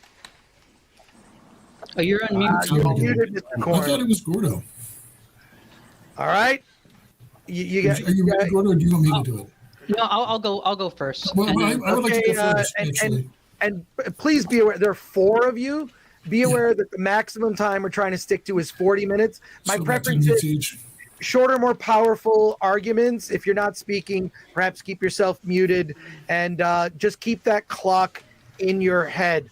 Mr. Willie for the defense, spelled with an S. You're up first.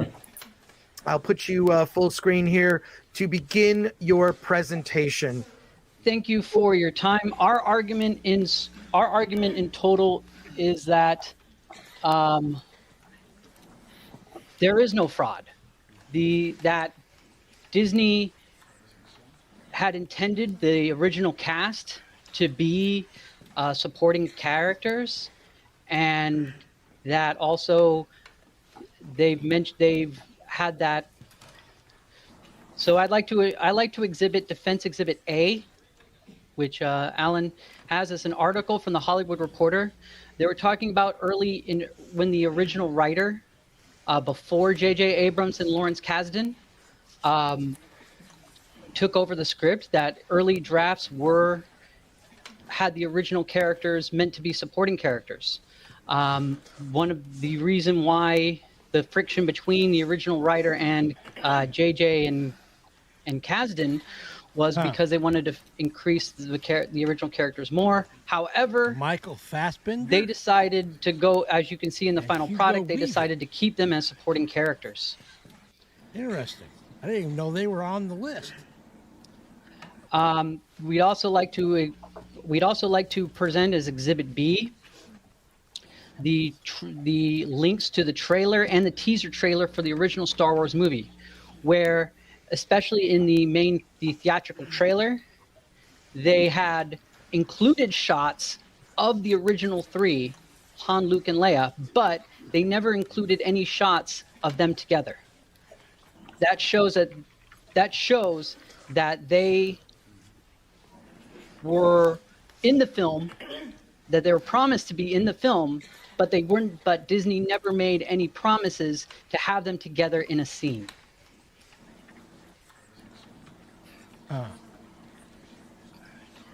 Okay. Well, that's compelling. Now, going about the reason of why they were necessary to be supporting characters, I would like to enter in Exhibit E and Exhibit G to show with timestamps of how Han and Luke in particular fit in story-wise as mentor characters to tie in with Kylo Ren's story arc, and why their sacrifices as characters were relevant, since they were supporting mentor characters.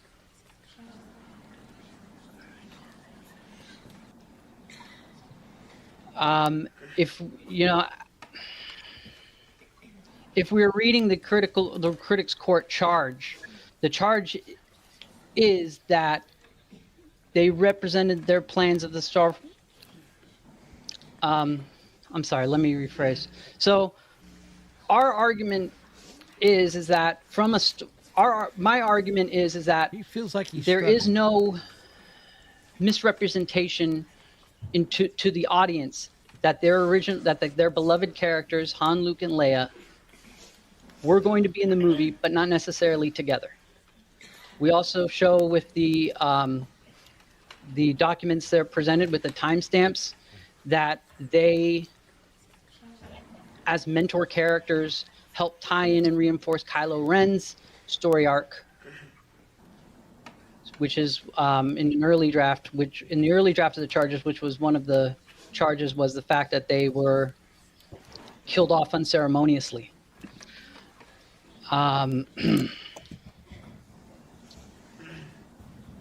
With Princess, in regards to Princess Leia, why we didn't include the Rise of Skywalker, unfortunately, because of the passing of Carrie Fisher, there was not much they can do with the Princess Leia character, since if they were going to have her story end in The Last Jedi, that it would be, they would have to overhaul parts of the story, which would lead to which would inflate the cost, which would inflate the budget, which any responsible filmmaker has to keep the budget in mind. And that's my case. Okay, thank you, Mr. Willie. Who would like to go next? That was kind of short. Mr. Korn. But there's 4 of them. Mr. Korn, I'll put you full screen. You have the floor, sir. All right, I would also like to reaffirm Willie's case that there was no fraud according to the charges in this case here, where they were misrepresenting that the cast was not going to be in the films. They are in the films. There's mention somehow in the charges that they were supposed to be together, but there's no mention by Lucasfilm or their advertising that they were going to appear together, and or were they were going to be part of the main story at all. Because if we're going to do a continuing saga, like the prequel showed that there were different characters. There was a thread of like Anakin Skywalker and Obi-Wan, but there's a continuing thread, and that each thread of the story leapfrogs characters to the next chapter, and that's exactly what the prequels or the sequels have done.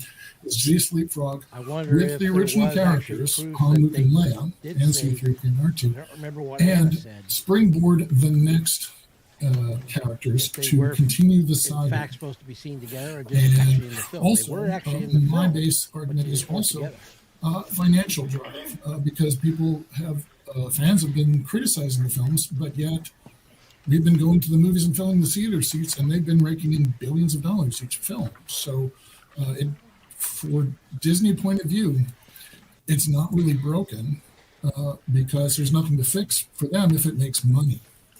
And that's my base argument. And then I hand over to Mr. Korn, real quickly, people in the chat are saying your mic is not connected.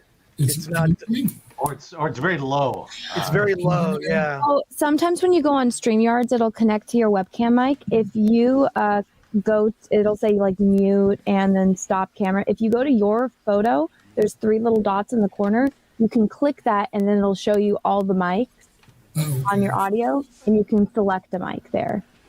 It does that to me too. It'll click my webcam mic sometimes. He clicked himself out. Okay. All right.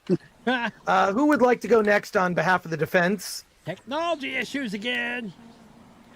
You can take me off full screen. I'm not on the defense. Okay, let's go, Mr. Dave. I would like to continue this idea that Disney did not commit fraud when it was making The Force Awakens, etc.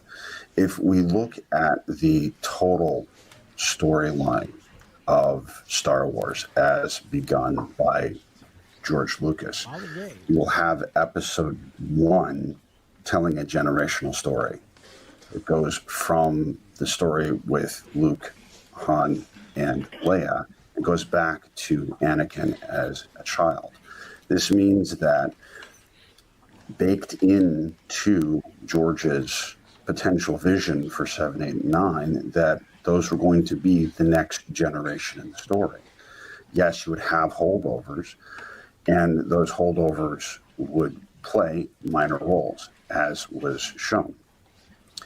But I want to address something that Your Honor has addressed in the past, and that is the death of Han Solo specifically, because that has been characterized as one of the worst cinematic deaths in cinema history, and I have to disagree. If we look at Episode 1, we have the death of a mentor figure, of a father figure in the person of Qui-Gon Jinn. In Episode 4, the beginning of the next generational story, we have the death of Obi-Wan Kenobi. And Obi-Wan Kenobi was a major player, a central character in the first trilogy.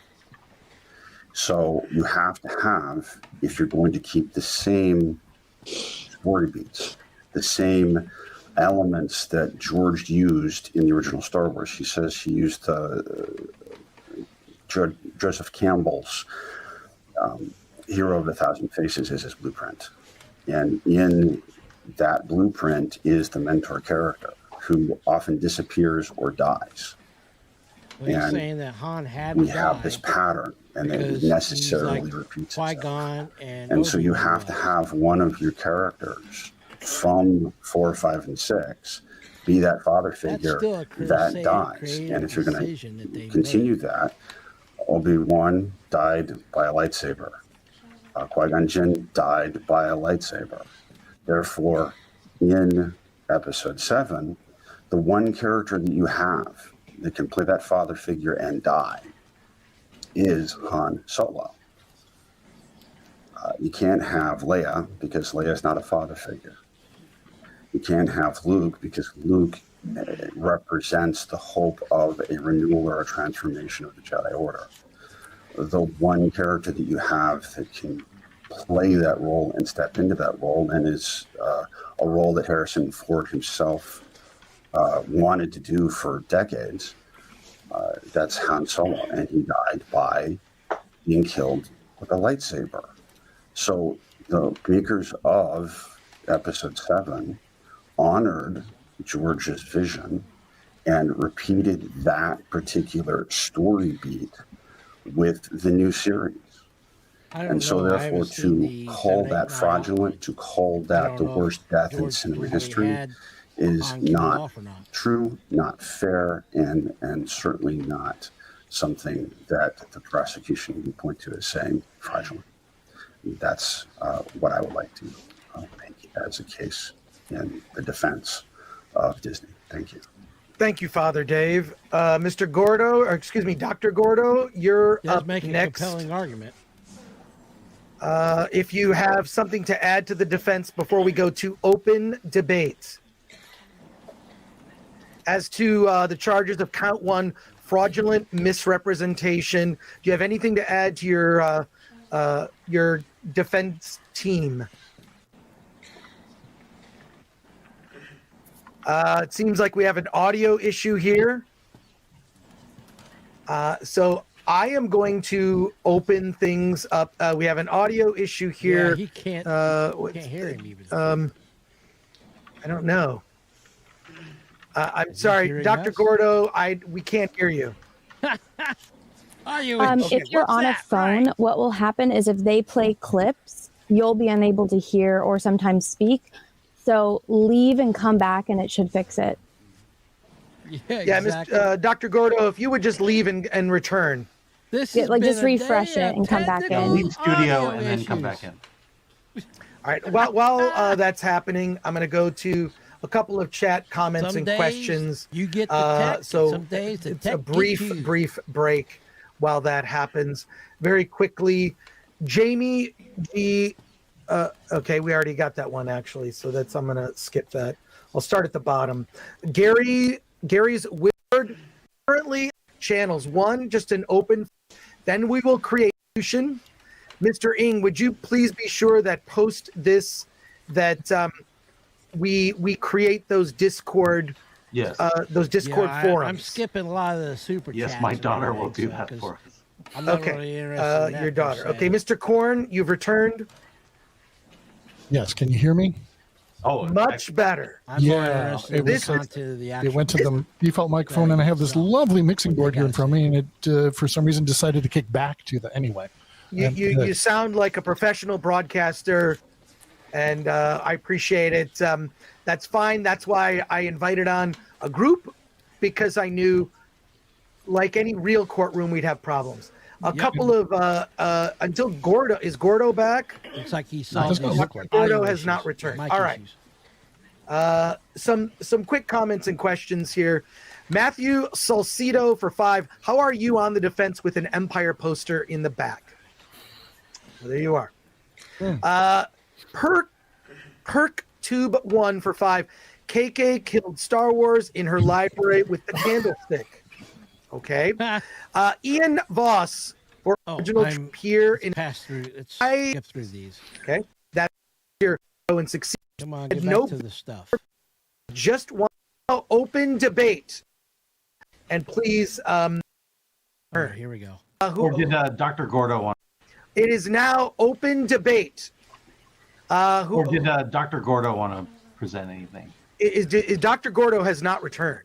No, he is. Oh, no, he is here. He's back now. Dr. Gordo, my apologies. My apologies, Dr. Gordo. Let me put you full screen, and please, your remarks before we move to open debate. You have the floor, sir. Well, I apologize, Justice Gore. I'm not sure what happened. A little technical problem. Unfortunately, I heard none of what was just said, but the defense team has prepared, so I have a good idea of what they said. Rather than unnecessarily repeat anything, I'm prepared to go straight to the conversation, the cross-examination. He's got an echo. Go right ahead. The floor is yours. Thank you. Mr. Ng, if it will please the court, could you please read count 1 of the indictment? Again? Sure. Let me pull it up here.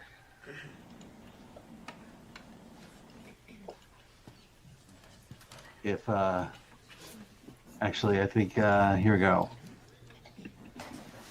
Count 1, the film threat jury in the name and on behalf of the citizens of the fandom of the Star Wars, charges and accuses Lucasfilm Disney with offense of fraudulent misrepresentation. On or about the 30th day of October 2012, Lucasfilm Disney did unethically and fraudulently misrepresent their plans for Star Wars franchise as a whole. Lucasfilm Disney also knowingly set expectations that the original trilogy cast, defined as Han, Luke, and Leia, would reunite in The Force Awakens. The failure to reunite the legacy characters during the events in the Disney Star Wars sequel trilogy and the disrespectful demise of original trilogy cast showed blatant disregard and disrespect for the Star Wars franchise and the fandom. Could you please define fraudulent for me, please? Fraudulent would be not being a true lawyer, but it would be to represent something, but maliciously represent something else. Or to maliciously do something else. Okay, maliciously do something else. And the charge also includes the term unethical. Could you please give me a brief definition for unethical? Knowingly not do what is right. Knowingly. Okay. So I listened to, obviously, excellent presentation. You talked about implications and some, you gave your take of the situation, but I'm having trouble explicitly linking to what you presented to the court to the definitions you just provided. So could you briefly re-walk me through the connection between fraudulent misrepresentation and Disney Star Wars? Yes. Well, I believe Anna had brought up first that there was an expectation among fans that Disney would continue on that Disney would continue the legacy that George Lucas had established. That is what we, as the money-paying fans of the franchise, were expecting. Then, in the announcements leading up to it, the announcement of the acquisition of Disney, the announcements of the first movie, the photo as seen in the first the script read of The Force Awakens, we were led to believe that the legacy characters would return, and in a much more significant way than had actually happened. And I would point specifically to the fact that Luke Skywalker does not show up until the very end of the movie. Okay, expectingly. There were laid out expectations, not explicitly stated, but fans were led to believe that this would happen. Such as if you buy a car, you are led to believe that it would actually work. Yeah. Okay, actually work. So it sounds like you're saying that the fans went to the theater, they saw this content, and were disappointed. Is that a fair enough assumption? Objection, leading. Yes, I cannot speak to the fandom in general. Okay, I can rephrase. Well, I objected, which means you don't have to answer until the judge makes a decision on it. He's leading. Sustained. Way to go, Anna. So, expectantly. So, Disney expectantly put this message across to the fans that these things were going to be happen, and fans went to the theater. What they expected did not happen, and therefore that's fraud? Objection, hearsay. You don't have to make me full screen every time.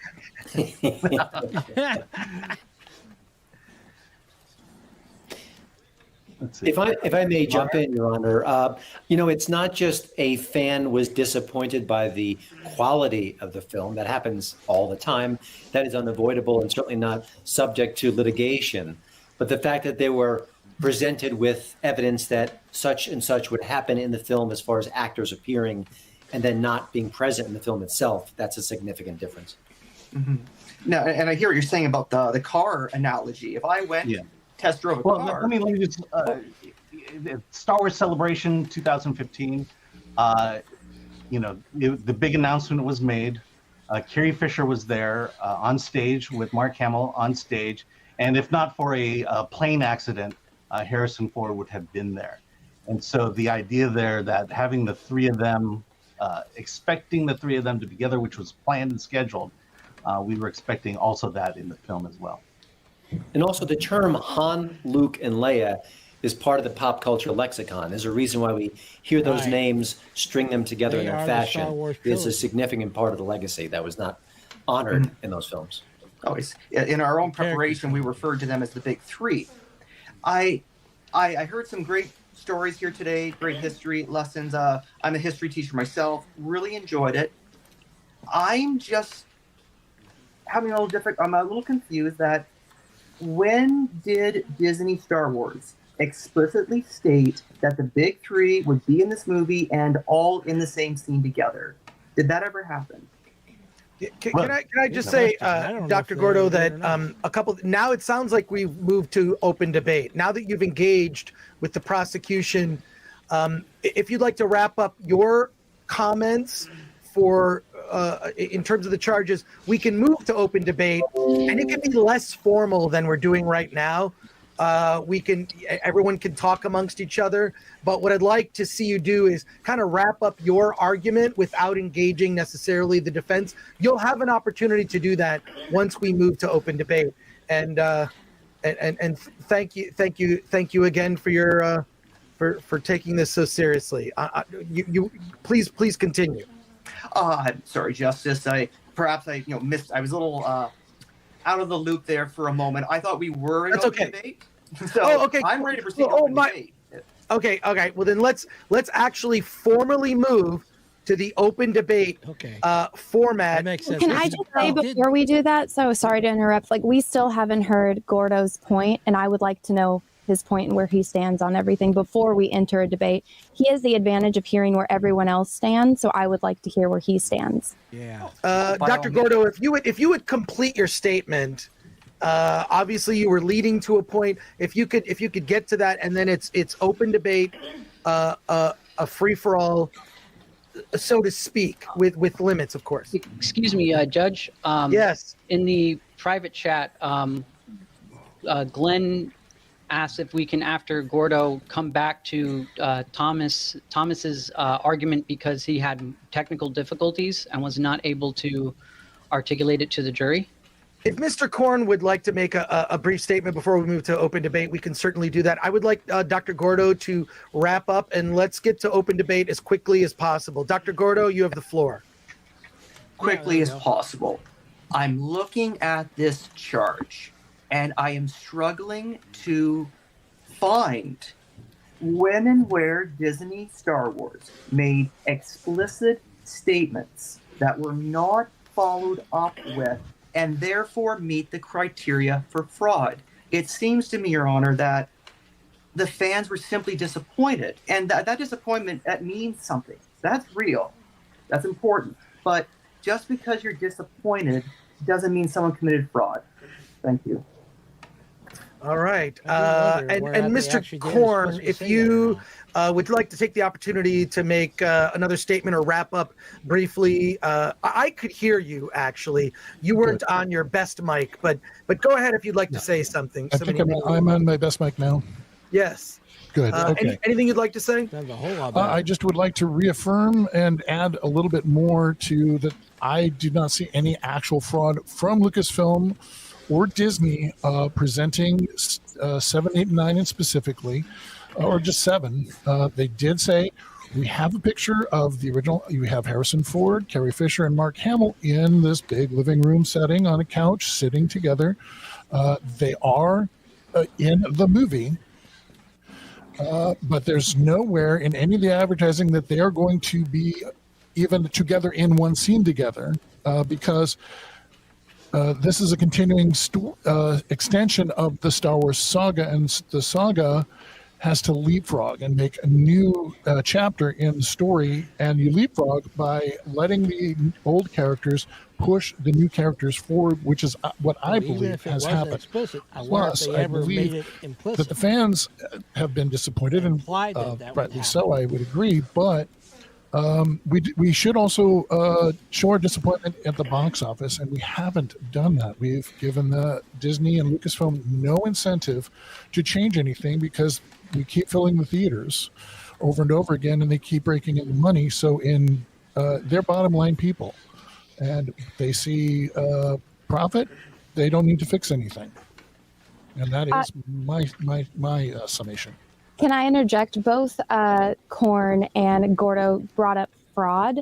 The count is, which states in the Google Docs that I was given, count 1 is fraudulent misrepresentation. If you scroll up, we can get that in open debate. Fraudulent misrepresentation, excuse me, is different than fraud. Fraud is defined as wrongful criminal deception intended to result in financial or personal gain. Fraudulent misrepresentation, according to Google definition, is a tort claim typically arising in a field of contract law that occurs when a defendant makes an intentional or reckless misrepresentation of fact or opinion with the intention to coerce a party into action or inaction on the basis of a misrepresentation. I proved all of that with my initial PowerPoint. There was fraudulent misrepresentation. Your Honor, can I make a motion to begin open debate? Yeah, it goes into open debate. You can wait, everybody, come on. Yeah. I think I just dented my desk. All right, so we are going to move on now to open debate. Okay. This will be a very loose structure. You can poke holes in the defense, poke holes in the prosecution. We are merely debating count number 1. So everyone be clear. Open debate begins. Okay.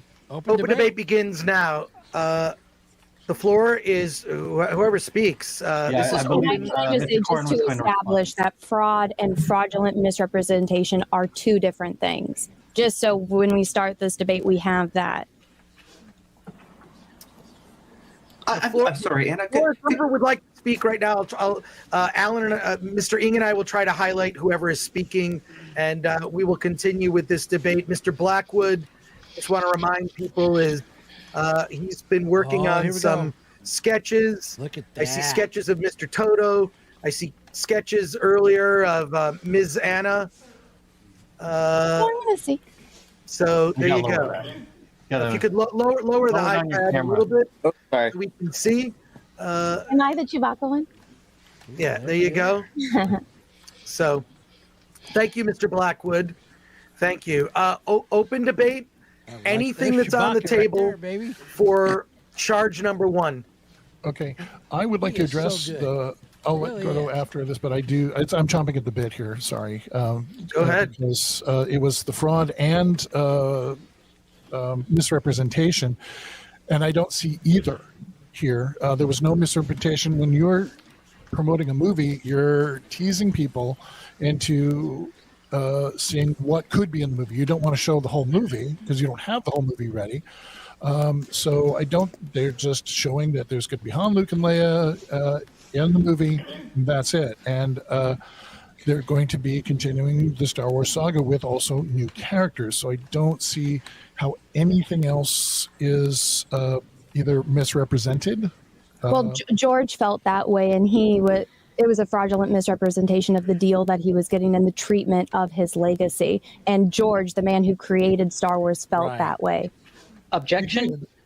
I'd like to ask for relevance because George Lucas I is not provided considered the evidence. It's in this book. There are references for it. There are all of the. None of us have read the book. Finish None of us have read the book. So yes. Well, maybe you should do your research before you decide to stay on a topic like this. Okay, well, it was presented to us right here and I didn't even hear about the book until now. So The book has been out for years, and it did make headlines when all of a sudden it was coming out about That's Star nice Wars. and all, but can I actually state my objection?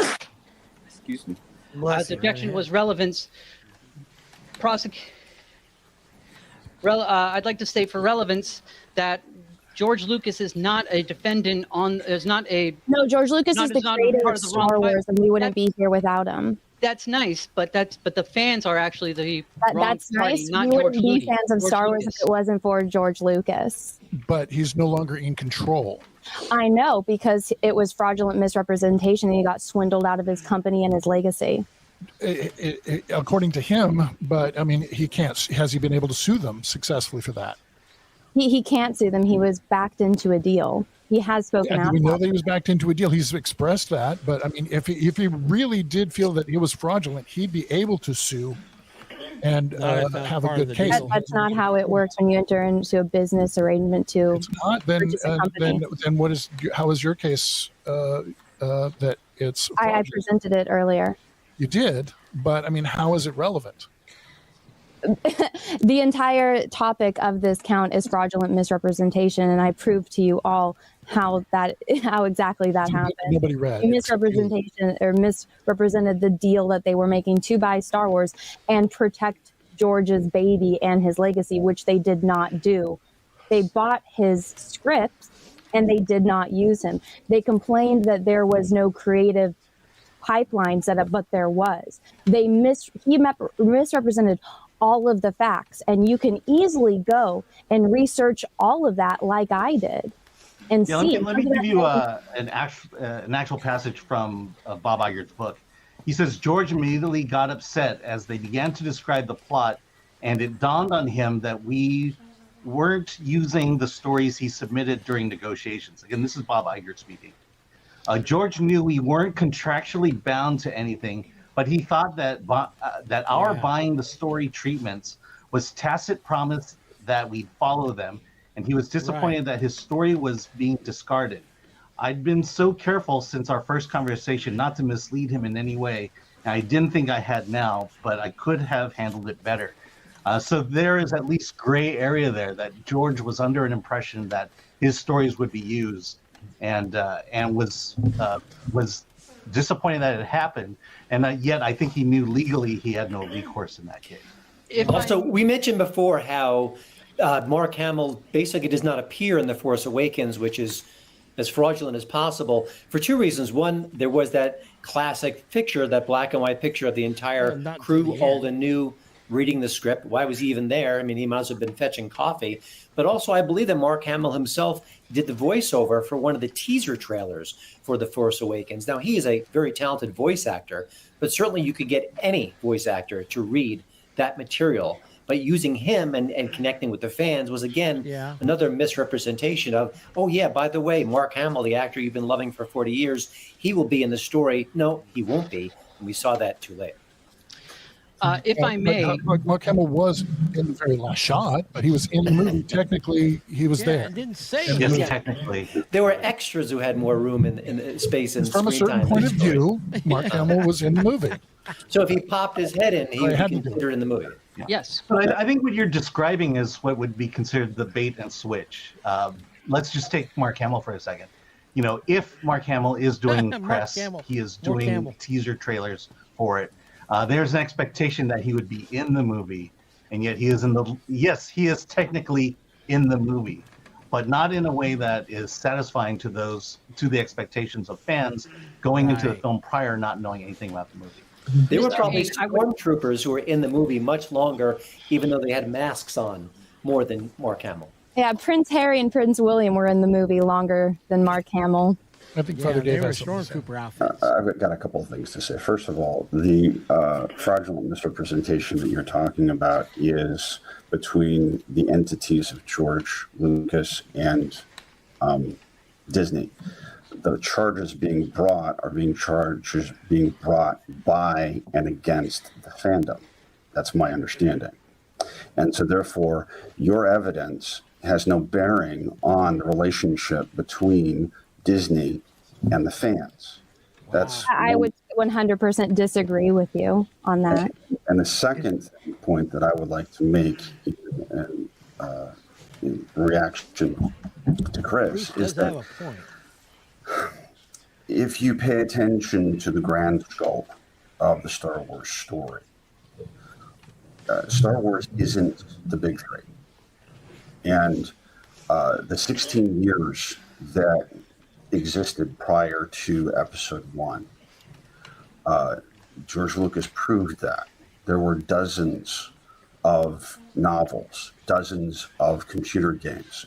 One of my favorite role-playing games of all time. The big three. Only a fraction of those products included the big three, and yet they were immensely successful. Episodes 1, 2, and 3 did not include any of the big three until a little, reference to it in Episode 3. They were immensely successful. We could quibble about their quality, but they were successful. And they set up a template where you have Generation 1 with 1, 2, 3. You have Generation 2, 4, 5, and 6. And only a couple of the characters from 1, 2, and 3 made it into 4, 5, and 6.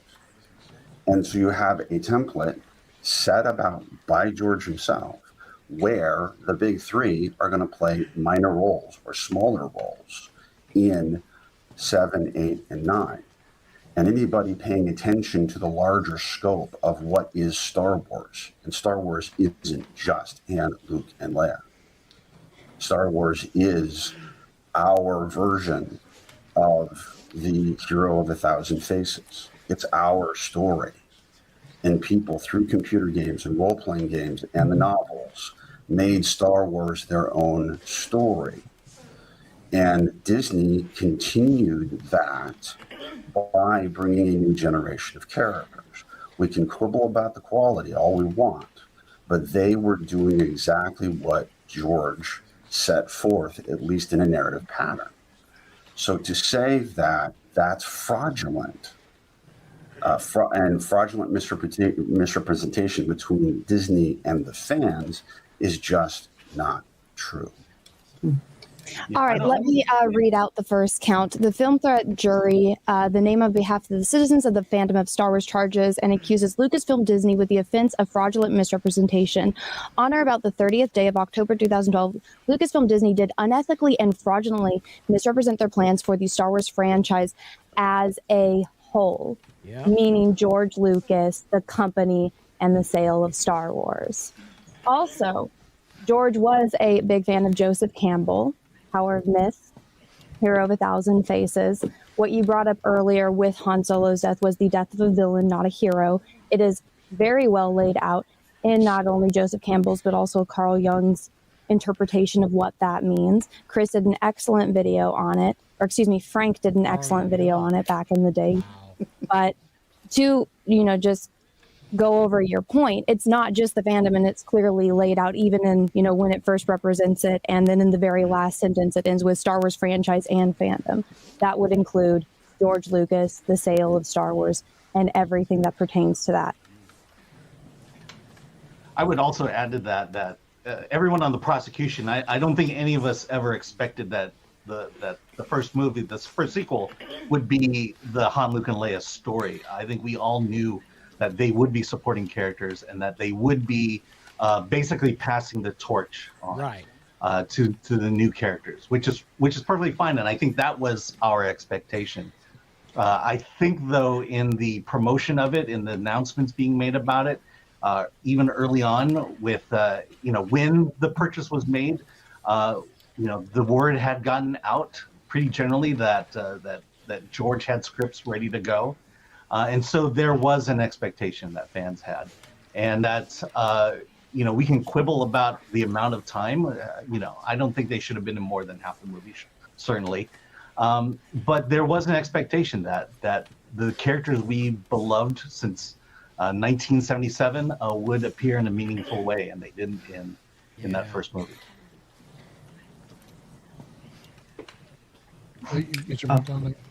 If I may jump in. Jump in. Okay. Open debate. Go. Wait, so Anna, you told the great story there about Iger, and certainly he sounds like the villain in this story, that he did some really shady things. So just so that I understand, the charges here are against Lucasfilm Disney. Franchise as a whole. Okay, so is Iger synonymous with Lucasfilm Disney for the purposes of our time here today?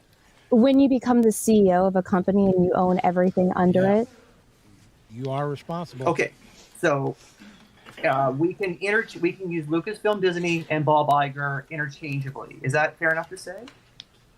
well, I think you should, say what you mean, because we have a chat just so everyone doesn't get confused. That's why I define fraud and fraudulent misrepresentation. And sometimes it is just easier to say people's names.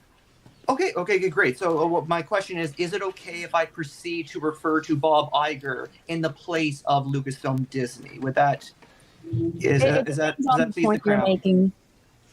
Pardon? It depends on the point you're making. I don't know you, so I can't assume on what you're saying. Oh, okay. Well, let's continue then. So what I am doing right now is I'm proceeding to treat Bob Iger as Lucasfilm Disney. If you feel I'm going somewhere where I shouldn't, please just jump right in. Because what it seems like is happening, if I'm making notes about your argument, and what I'm writing down here is Bob Iger did not use George Lucas' material, which was disrespectful to George and everything he did. Therefore, fraudulent misrepresentation was committed. QED. Is that fair enough to say? Because that's why I feel. Well, no, that is actually incorrect. He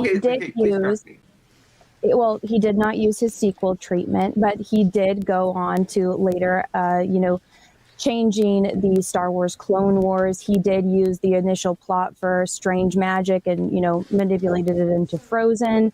And he did make other changes based on stuff that was already there. But he did claim that George didn't have any of that when he was assessing the company for its value. So it's a yes and no question. So if you have more specific points that you want to talk about, we can talk about that. Okay, so yes or no, did Bob Iger announce that the big three were going to be in many scenes together, and you can expect mind-blowing stuff out of these three people being the scene together? Yes or no, did that ever happen? I don't know. I don't know every word that Bob Iger's ever said. Someone has a good point here. Retribution Zero says, objection. The definition is issued in the court documentation. He's trying to amend the charge. I just want to keep the conversation focused. And I know it's written in legal language, which is, which can be fun. But the point is that did the audience feel there was some fraudulent misrepresentation, because the audience felt they were going to get one thing and got a different thing? The audience felt as if Han, Luke, and Leia would be reunited in Star Wars sequels, and that did not happen. I think that's the core argument. I'm not trying to put words in the prosecution's mouth here, but I'm reading the chat, and if I'm reading the chat correctly, that's kind of the thing that they'd like you all to debate. Okay, and also, you don't need to be in this part of it. You don't need to be super formal. This can be also just like a regular live stream where people debate. I mean, I'll step in if I think it's going over the line, but feel free to like argue this stuff and debate it and go right ahead. Okay, so bottom line, you paid for this, but they gave you that. Agree? Pretty much. Bait and switch. You paid for this, but they gave you that. That's certainly an element of it, yes. Okay, you paid for this, but they gave you that. There was, if I can tell a very quick story, there was a Canadian businessman went down to the island of Turks and Caicos to open up a movie theater. Can I just say, can you not block your mouth because it cuts off from your microphone? I'm sorry. So anyways, this guy opens a movie theater down in Turks and Caicos. Opening night, shows the movie. Locals show up. A lot of them fell asleep. They got up, and afterwards they went up to the booth. Yeah, I didn't like the movie. I want my money back. And they tried to explain that's not how a movie works. I'm very sorry if you didn't like the movie, but you bought it, you used it, that's it. No, I really want my money back. I'm sorry, we don't do that. So they burned the theater down. That's the end of my story. Whoa. The point is, here are people who feel they went and paid for something, they didn't get what they wanted, and they came out with this. My point being, disappointment. I mean, I just can't equate disappointment with the feeling, I got ripped off. I paid for this, I paid for this, but they gave me that. So, rhetorical question. Picture yourself, December 2015. You're on the way to The Force Awakens, and an insider calls you up and says, hey, I got to tell you, Han, Luke, and Leia are not in a scene together. Do you proceed to go and watch The Force Awakens, or are you so offended you don't go? I just want to point out that the chat, someone in the chat, Zavin, who's a member, thank you, says this is the worst metaphor ever. Can I actually answer the question? Yeah.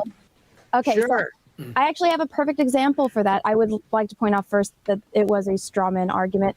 Also, I'll get to it, but so I know we're all Star Wars fans here. This is a Star Wars trial. Star Trek is also a nerd fandom aspect of it. Yeah. And one of the best sci-fi movies ever made, which is critically acclaimed as one of the best sci-fi movies ever made, is The Wrath of Khan.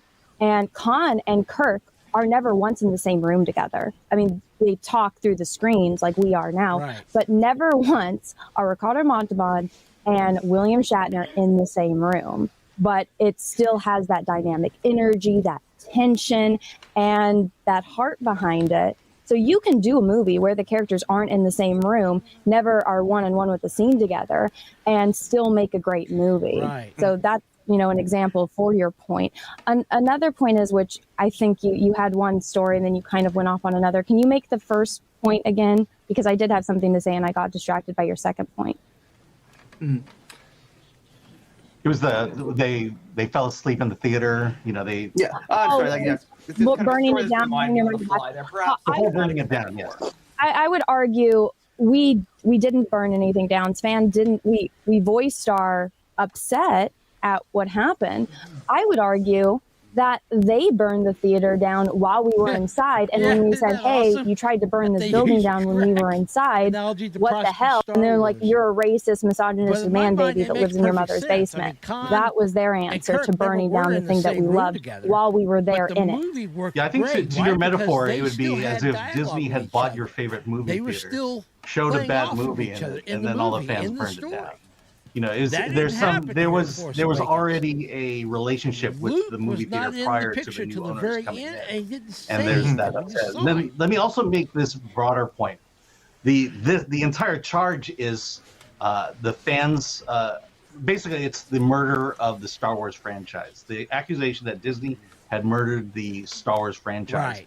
And the reason we are going into this specific point is because this is the first charge, the first we're saying that this is where it all began. Okay. This is the first step that Disney Nice. took. And we will go down the line with the weeks to come to just build upon this point. Genesis. And I think here what we're trying to say is that we were promised something. I go and rewatch them. George Lucas was promised something. And by bringing George Lucas into it, in a way is a connection between what fans expected, because what fans expected is what we thought George was what he expected as well. I can't wait to see what.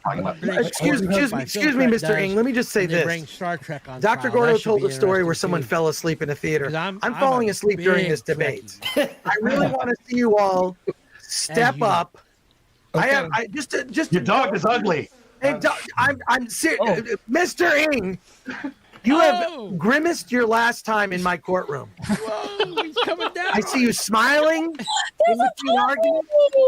Oh yeah, dog in the back. It's my dog ever. Let me enlighten you. A series of very short videos. George Lucas's name has been invoked many times. I think it would help everyone here in this debate, because we're gonna maybe go another 20 to 30 minutes on the debate before we wrap things up. But I think we should bring Mr. Lucas into the conversation. Just indulge me with a series of very short videos. The problem is that making film is an art. Selling film is a business. Right. The trouble is that they don't know how to sell films. As a result, they try to make you make films that people will go to without them having to be sold, which is the real key to the problem. And if they weren't so backward and, they just, if they can't put a film in a theater and have people rush to the door, they're not interested. When I took over the licensing, I simply said, I'm going to be able to make T-shirts, I'm going to be able to make posters, and I'm going to be able to sell this movie, even though the studio won't. One more really quick. You're always surprised with characters. I mean, in film, it's even more dramatic than it is in writing, because eventually you actually take a real person and stick them into that character. And that real person brings with him or her an enormous package of reality. I mean, 3PO is just a hunk of plastic. And without Tony Daniels in there, it just isn't anything at all. Right. One more. I did research to try to distill everything down into motifs that would be universal. I attribute most of the success to the psychological underpinnings, which have been around for thousands of years, and people still react the same way to the stories as they always have. So what lessons do you think they're taking away from watching Star Wars in Italy and Malaysia and South America? The average human being has much more awareness of the other cultures that coexist with them on this planet, and that certain things go across cultures, and entertainment is one of them, and film and the stories that I tell cut across all cultures, seen all around the world. One last one. What I was trying to do is stay independent so I could make the movies I wanted to make. But at the same time, I was sort of fighting the corporate system, it makes it more fun and which I interesting. didn't like.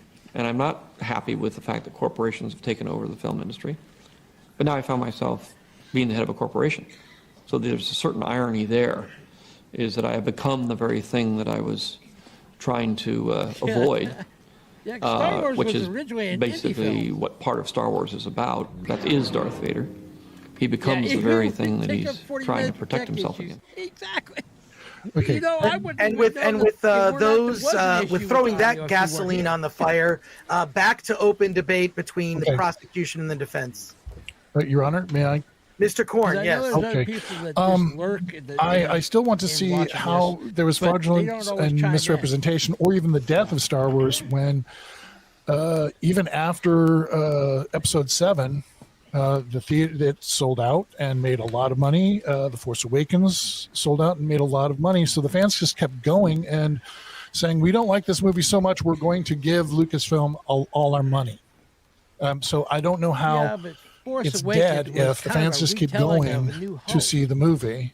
To Lucasfilm and Kathleen Kennedy and Bob Iger, it's not dead at all. It's very vital. We have The Mandalorian. We have Boba Fett. We have other trilogy, cartoons and other but shows and games I do still like being it. produced that are still very popular. And so I don't see how it's dead.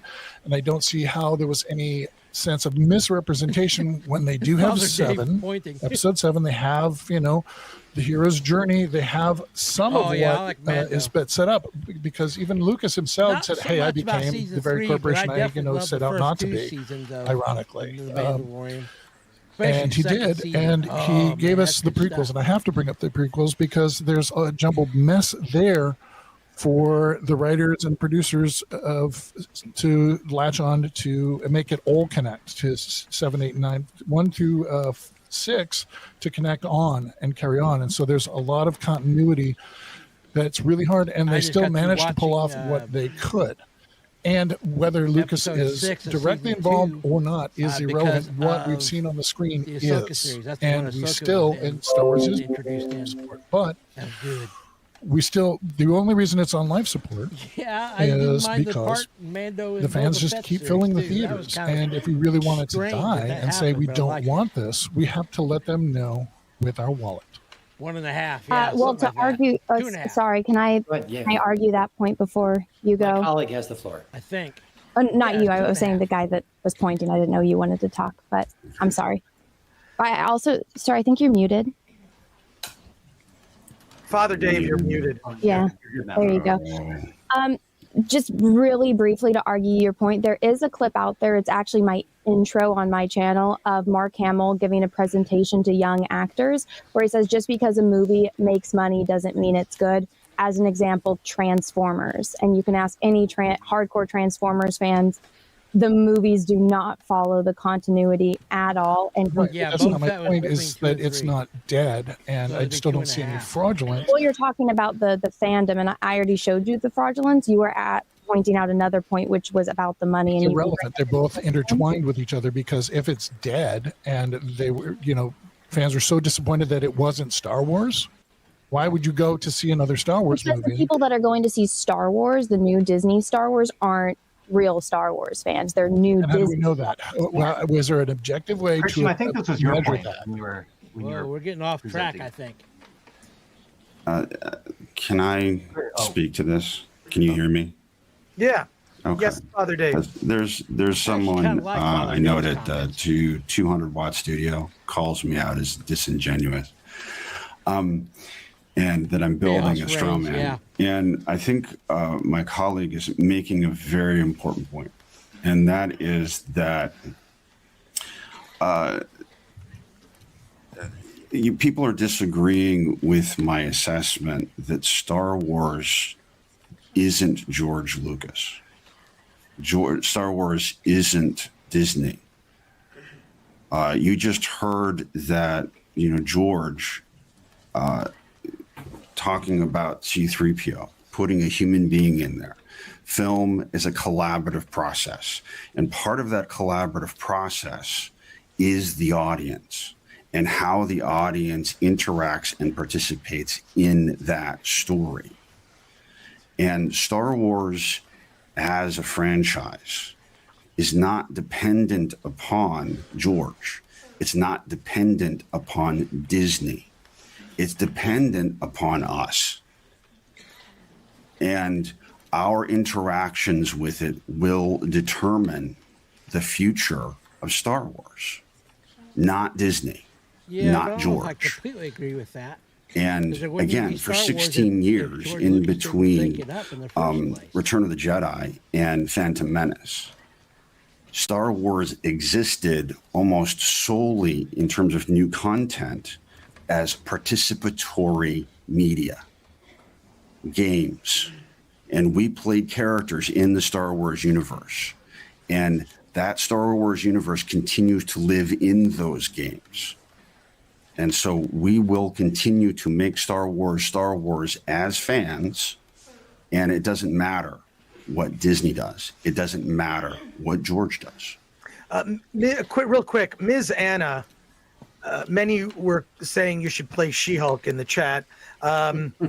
Leave that up to them. One of my favorite characters, but I am far too short and I cannot turn green. Okay. Well, John Long, last name, who's a member, says, now you have to define a real Star Wars fan. I can't wait to hear that. I have many times on my channel. You can go like, subscribe, and watch those videos. But I did have a point for what was just said by Father Dave, is it? Father Dave, yes. Father Dave. Okay, you brought up how it doesn't matter with George Lucas. Then you brought up the EU, which when it was the years in between, George Lucas had final say and approval of all of those characters. So it was still George's guiding role in all of it. Now, I take it by your name and what I see behind you that you are a religious man. So to argue to your point, what is religion without God? It does, you need participants to follow the will of God, right? But at the end of the day, what is it without God? So what is Star Wars without George Lucas? It's completely soulless and a shell of what George Lucas created. And yes, there are other participants in it, just like there are in the Bible. But at the end of the day, they're following the will of God, just like in Star Wars with George Lucas. Who is playing with very, very quickly, I just want to mention. Sorry, just a moment. Mr. Toto has to leave. He has a prior engagement, another case. Mr. Toto, thank you so much.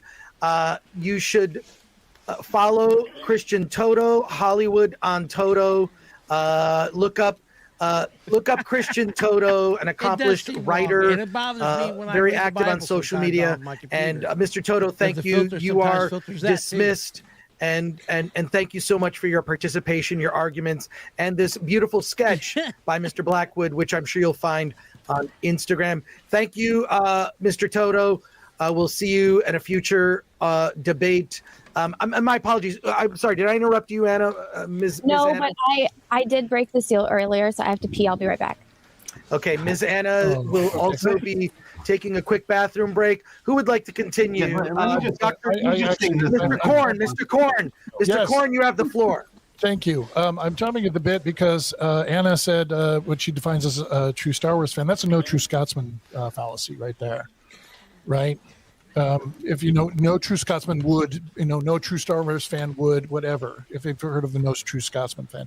So that's an irrelevant argument to say that, because there's enough fans that go see and just flood the seats. It doesn't matter what you think their level of fandom is. These are people that are going to see and pay to see and keep what Lucasfilm and the people running it see it as. And it doesn't matter. See you next time. And God, George Lucas has sold off the rights. He is no longer God. It is a Catholic. So we have to bow to her. And she has often said in interviews that she does side with the artist, but every good producer has to totally side with the money side because they have to make sure their big job is to make sure that everybody gets paid, including the director and the actors and the producers and the studio, to make sure that they get their money's worth. So it's a balancing act, and she's always put in the crosshairs. People like that are put in the crosshairs. Now, I'm not totally defending all of her decisions. Just to let everybody know, please do not come with torches and pitchforks to my house.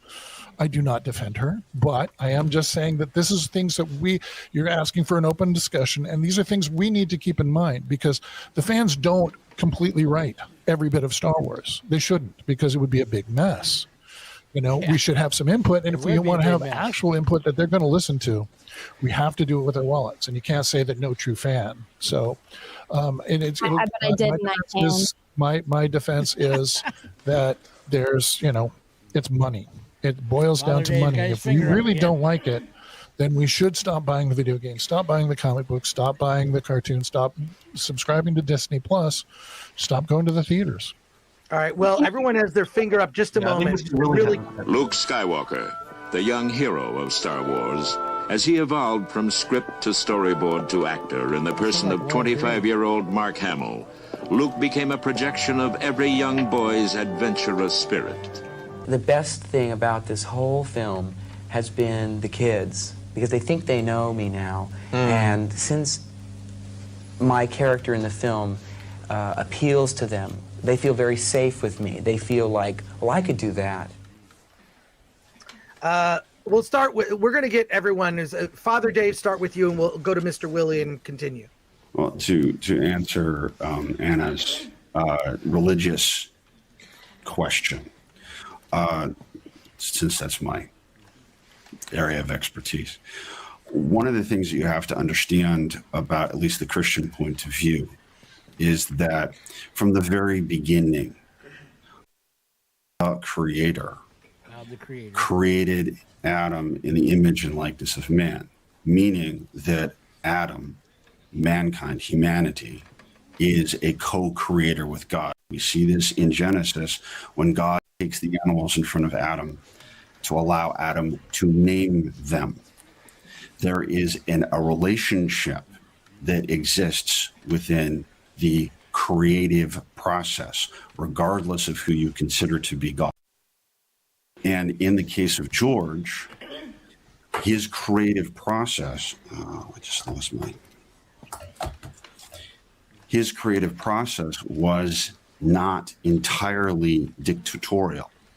He had to be this cooperative being. He had to co-create. And part of that co-creative process was the audience. The audience loved this movie. He didn't even plan to make Empire Strikes Back because he didn't think the audience would love it so much. The audience is much a part of this creative process, as is George. And as time goes on, we are going to be more important to the process of Star Wars living than George ever. Yeah, I think what this whole the 9 charges is our way of saying no, we're not. We are not part of this process. That Disney is a part of this. Yeah. The company that owns Star Wars, owns all the intellectual properties, own everything ever connected with Star Wars. Yeah, the fans are not gatekeepers. They are the ones in charge, and that we as fans are not a part of that, and that we are expected really to. And I will say that that the reason why The Force Awakens was such a big box office blockbuster was the fact that it had us as the built-in audience, and that we were going to see it no matter how good or bad it was, because we wanted to see new Star Wars. Seen a movie and they took advantage of that. And you know, I think over time, over the next 9 weeks, and over time, we're going to see what exactly Star Wars has in what Disney has in store for us fans for Star Wars. Yeah, because as we say, we believe that they murdered Star Wars. To jump in, he chose to collaborate with other people. He did not have to, but that was his decision as the creative head of Lucasfilm. Disney, on the other hand, is choosing to do the exact opposite of what George did. George listens to feedback. He takes that in mind. He allows people to prosper under his company. Like, they're doing the Ahsoka show. That was based on Dave Filoni's character that was created alongside of George Lucas. We have the Clone Wars. All of that, all of the EU, all the video games that you brought up, George chose to make those collaborations and to overlook it, like bringing back in the Bible with that. Again, you wouldn't have all of that. You wouldn't have Adam if it wasn't for God. You wouldn't have Star Wars if it wasn't for George Lucas. Then, like, you know, I'm sure with the Bible, you had, you know, God gave us his one and only son, Jesus. And we had, you know, the Romans came in and decided they didn't like that, and they crucified Jesus. And we all know what happens from there. And I mean, it's, you brought up Joseph Campbell. We have that with Star Wars. You see that in the Bible. And I mean, with all of the points being made right now, all the points that you brought up also with George and, you know, did not plan the Empire. George had a rough outline of where he wanted the story to go. And yeah, he didn't know how people were going to react to it. And that's why the first Star Wars film is, you know, a completed story in and of itself. And you can watch that by itself, never see the rest. And it's a complete story. But George did have plans for where he wanted things to go. And as, you know, creative people, even if they get told no, they're always going to find another way to do things. And I mean, that's shown in the Bible as well. When you're, you know, when you're told no, you find another way to do things. That's, you know, when the Christians were being persecuted by the pagans and the Romans, and you weren't allowed to show your religion. That's where the fish comes in. They would write it in the sand, right? To let them know that you're safe to talk about, you know, Jesus with us. And that's kind of what's been going on with all of this. So you can bring Star Wars into every asset of reality. Yeah, well, you just made my point. I made my point. No, you just made my point. No, I didn't. But what I find very ironic here is the fact that suddenly we're suddenly transformed into the idea that the people who are supposedly defending Disney and the people who are actually defending the participatory power of the audience and the people who are supposedly prosecuting Disney are the ones trying to hold up the myth that Disney actually That's not exactly what I'm saying at all. I don't think you understand my point. And that it's all up to, we're completely beholden to Disney for our ability to participate in and love and do Star Wars. And I think that's a lie. And I think it's unfortunate. Okay. I don't think you're understanding the point I'm making. Okay, we did. You're understanding the point I'm making either. Okay, so we disagree. Mr. Willie, go ahead. Say what you want to say. You're muted. Thank you. So my point is to the fact, well, there was a lot of points, honestly, but when you look at it, George Lucas is like, as someone once said, filmmaking is a team sport. And, George Lucas, while he needed a team to make his movies, while he is considered an auteur, I mean, he needed that team to be able to make his movie. He changed C-3PO's character from being like a greasy used car salesman to being like a butler, but just because of Anthony Daniels' taking of the role. For example, of him, kind of changing his gears. The problem is, I think, is that George Lucas played ball and was open to criticism and was open to new ideas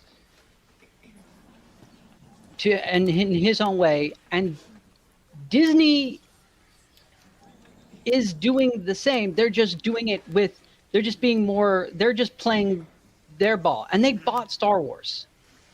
If they bought Star Wars from George Lucas. George Lucas signed those documents, collected that money, and yes, while he was miffed that they didn't use his story treatments, that happens in Hollywood a lot. It's not a fraud. It's not fraud that he used it. And now, while there's people in the chat saying that, oh, well, Disney broke it and whatnot, that's up for debate. That's up to the individual taste. I know. I'm saying that's up to individual taste. And you would have Star Wars without George Lucas. But that's not the point here. Is that the point is that there's fraud, and there is. They like the company from George. They bought the company, but they still produce Star Wars movies that people went to go see. And they misrepresented what they were going to do with the company. How did they misrepresent anything? I don't see. I already went through that point by point. You did, and I still don't see. As those points were coming up, I didn't see any fraud because they still see a Star Wars movie. We still see a conflict. We still see people learning about the Force. They're still struggling against and the creative ideas that George laid out. They did not. But they still produced. Disney had just bought Star Wars, but they did not preserve the culture. And they did not preserve the culture. They still have the Jedi. They still. Well, you have the man who created it telling you that it's not right. Can I finish, please? Can I finish, please? Okay, because it's really hard to make a point when I keep getting interrupted. So I'm trying to address each point because it tends to be here's one point, here's one point, here's one point. So I figured I would just address them as you make them. I'm sorry. I'll stay quiet until the end. Okay. Because I still don't see any fraud because they still have all the basic points they have. They even have the hero's journey. They're not really well done, but they're still done mostly. They presented a struggle between good and evil, the light and the dark. They have the Jedi. I honestly like Ryan Johnson's take on the Jedi and that whole thing of like, were we taking too much on ourselves and putting too much, letting the whole public, the whole galaxy, rely on us too much and not give them a sense of independence. Like they had to rely, like, hey, we need help. You got to bail us out because we don't want to take any initiative. So that was a unique perspective that I thought was interesting. The rest of the movie, not so much. I didn't like the Mary Poppins bit at the end. They should have just thrown in the umbrella with Carrie Fisher holding the Mary Poppins umbrella because they own that too.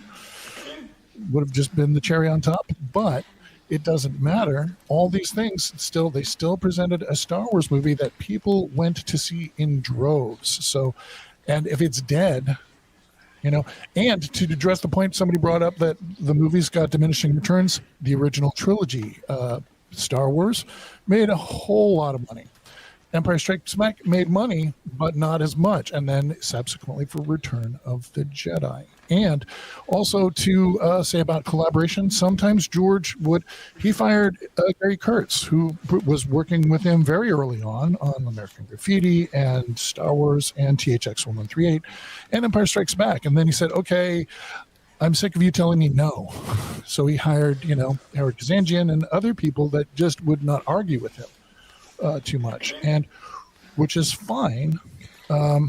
If you want to get things done faster, but then you get Ewoks and you get midichlorians, weren't a great idea. And then he's jumbling around with the prequels, which are a jumbled mess, which is also lays a harder groundwork for something to grasp onto to set up for the sequels. So now I'm finished. Yeah. Okay, so I took notes so I wouldn't interrupt you. All right, I'll just go backwards since it's fresh in my mind.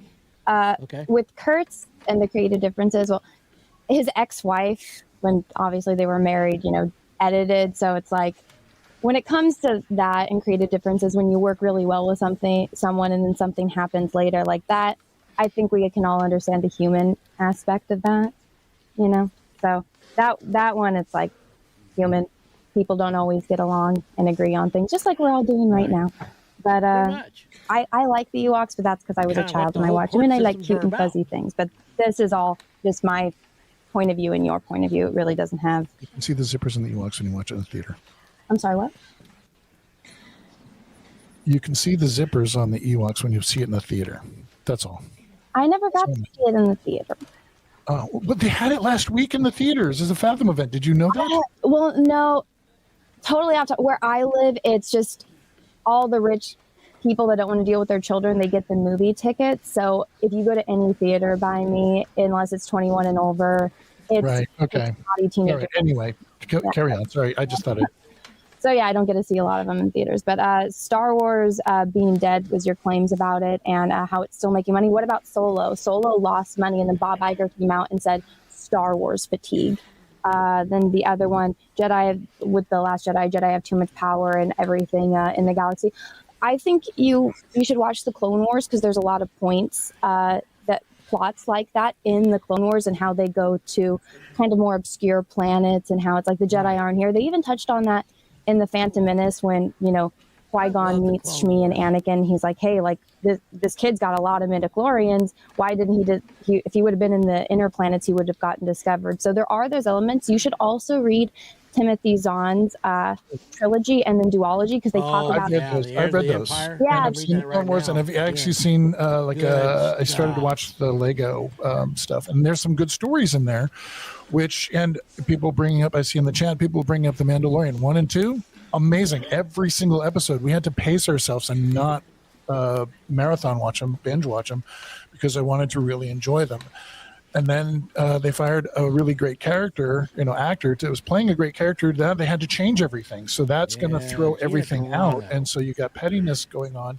And Hollywood's rife with that. Hollywood is rife. It's not just a Lucasfilm thing where somebody doesn't like a big producer doesn't, or even a little minor producer or executive somewhere back when it happened, goes off and says, I don't like you. I'm going to do whatever I can to get you out of here.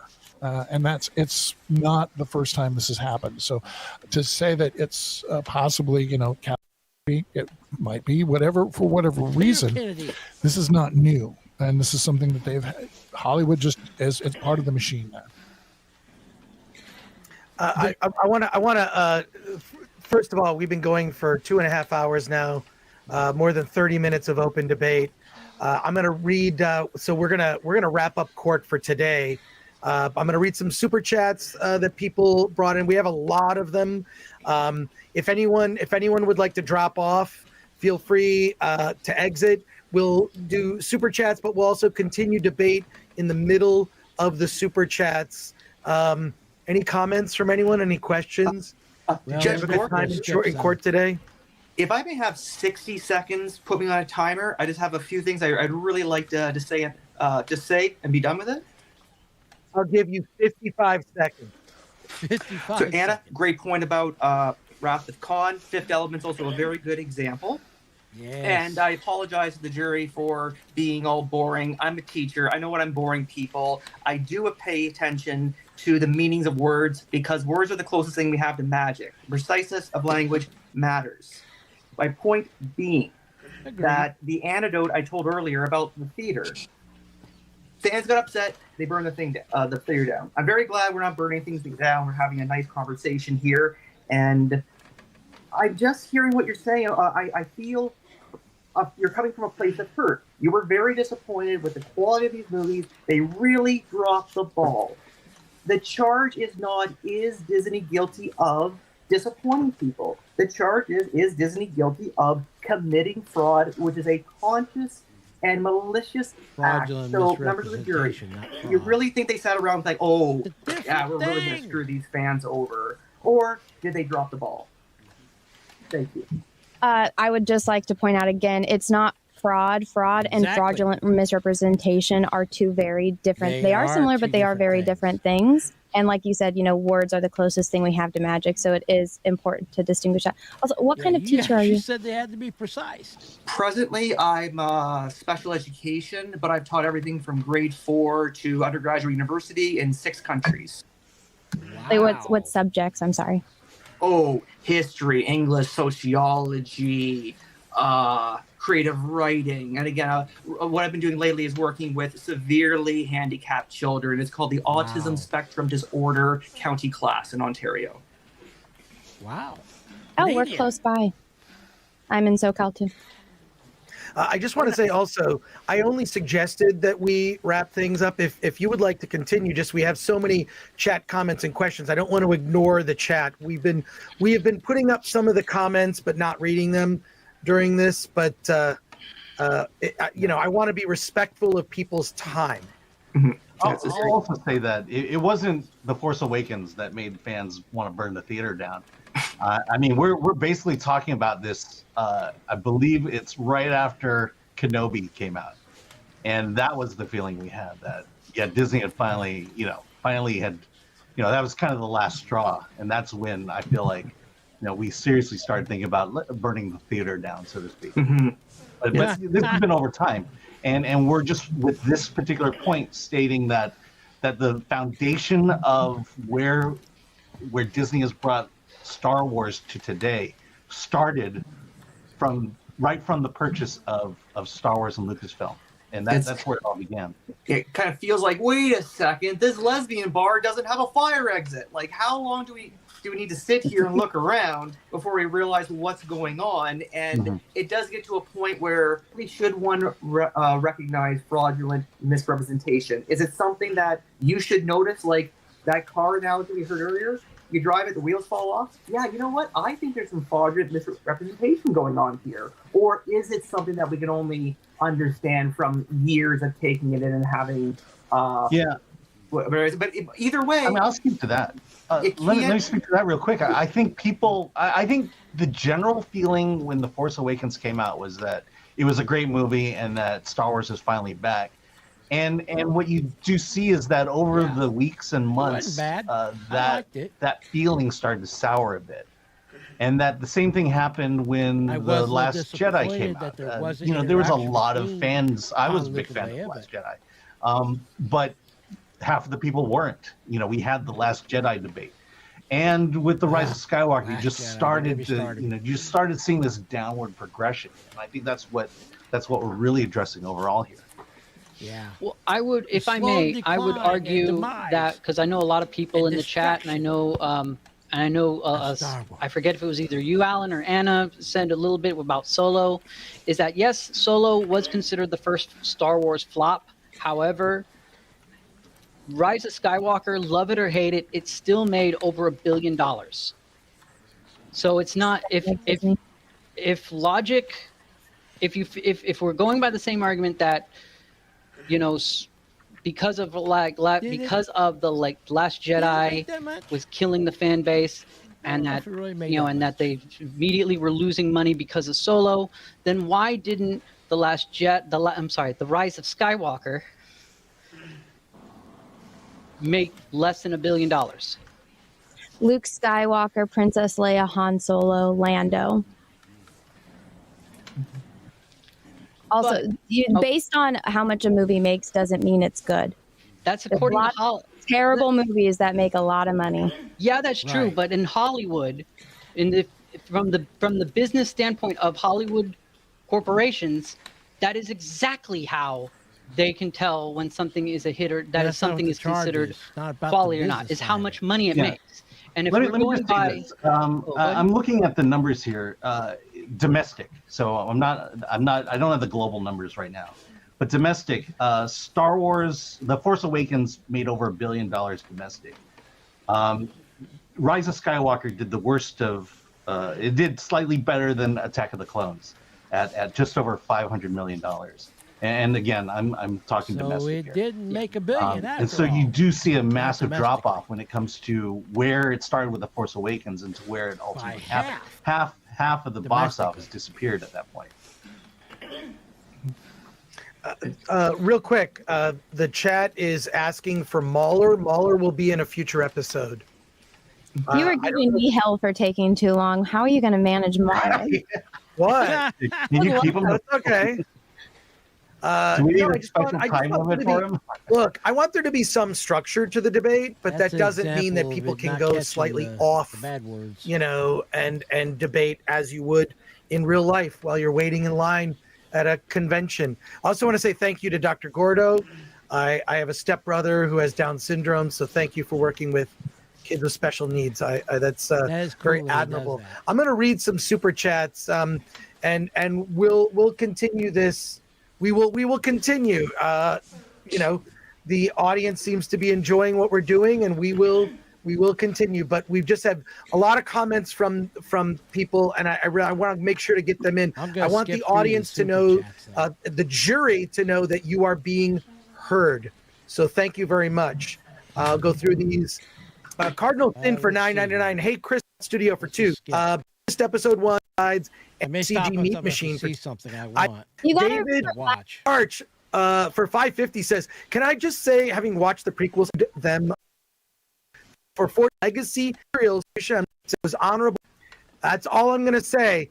It's fantastic. You should.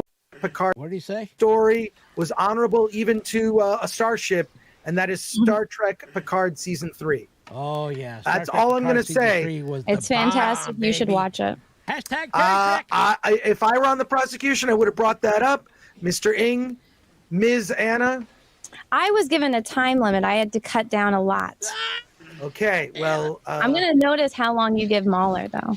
That was, Your Honor. Oh, yeah, because Mauler is long-winded. Yeah. Yes. That was, we were going over that very issue last night. And all right, let's see what. Courtroom, and we're not real lawyers. And I think. Super chats here. I'm going to go through them all. You're welcome to drop off or continue debate here. Let's go on. Retribution 0 for 5 says, "Thank you to all your efforts. It's all fun. Old school fans love debates. Even if I don't agree, it's all good because they're showing." What do we have, Mr. Blackwood? We have, it looks like Han Solo. I'm going to guess by the pose. Move your down so we can see it. Yeah. Bring the screen down a little bit. Wait, who's Towards that? your chest. It's George. George, look at that. George. Different George. It was kind of Elvis because he was swiveling his hips. Yeah, no, I love that. That's great. You've got, I see Christian Toto in there. There you go. Look at that. That's awesome.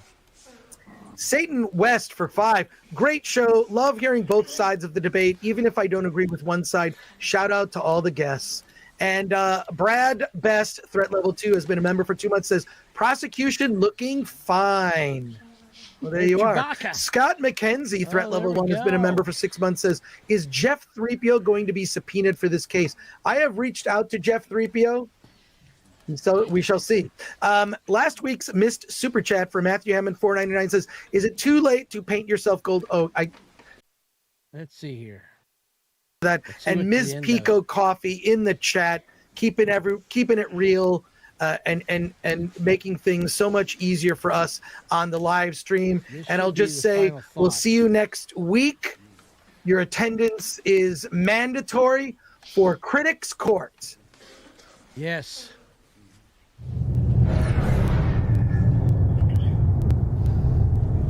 And we will be doing this again next week. Same back time, same back channel, 2 p.m. Eastern Standard Time, going through count number 2 of the Chris Gore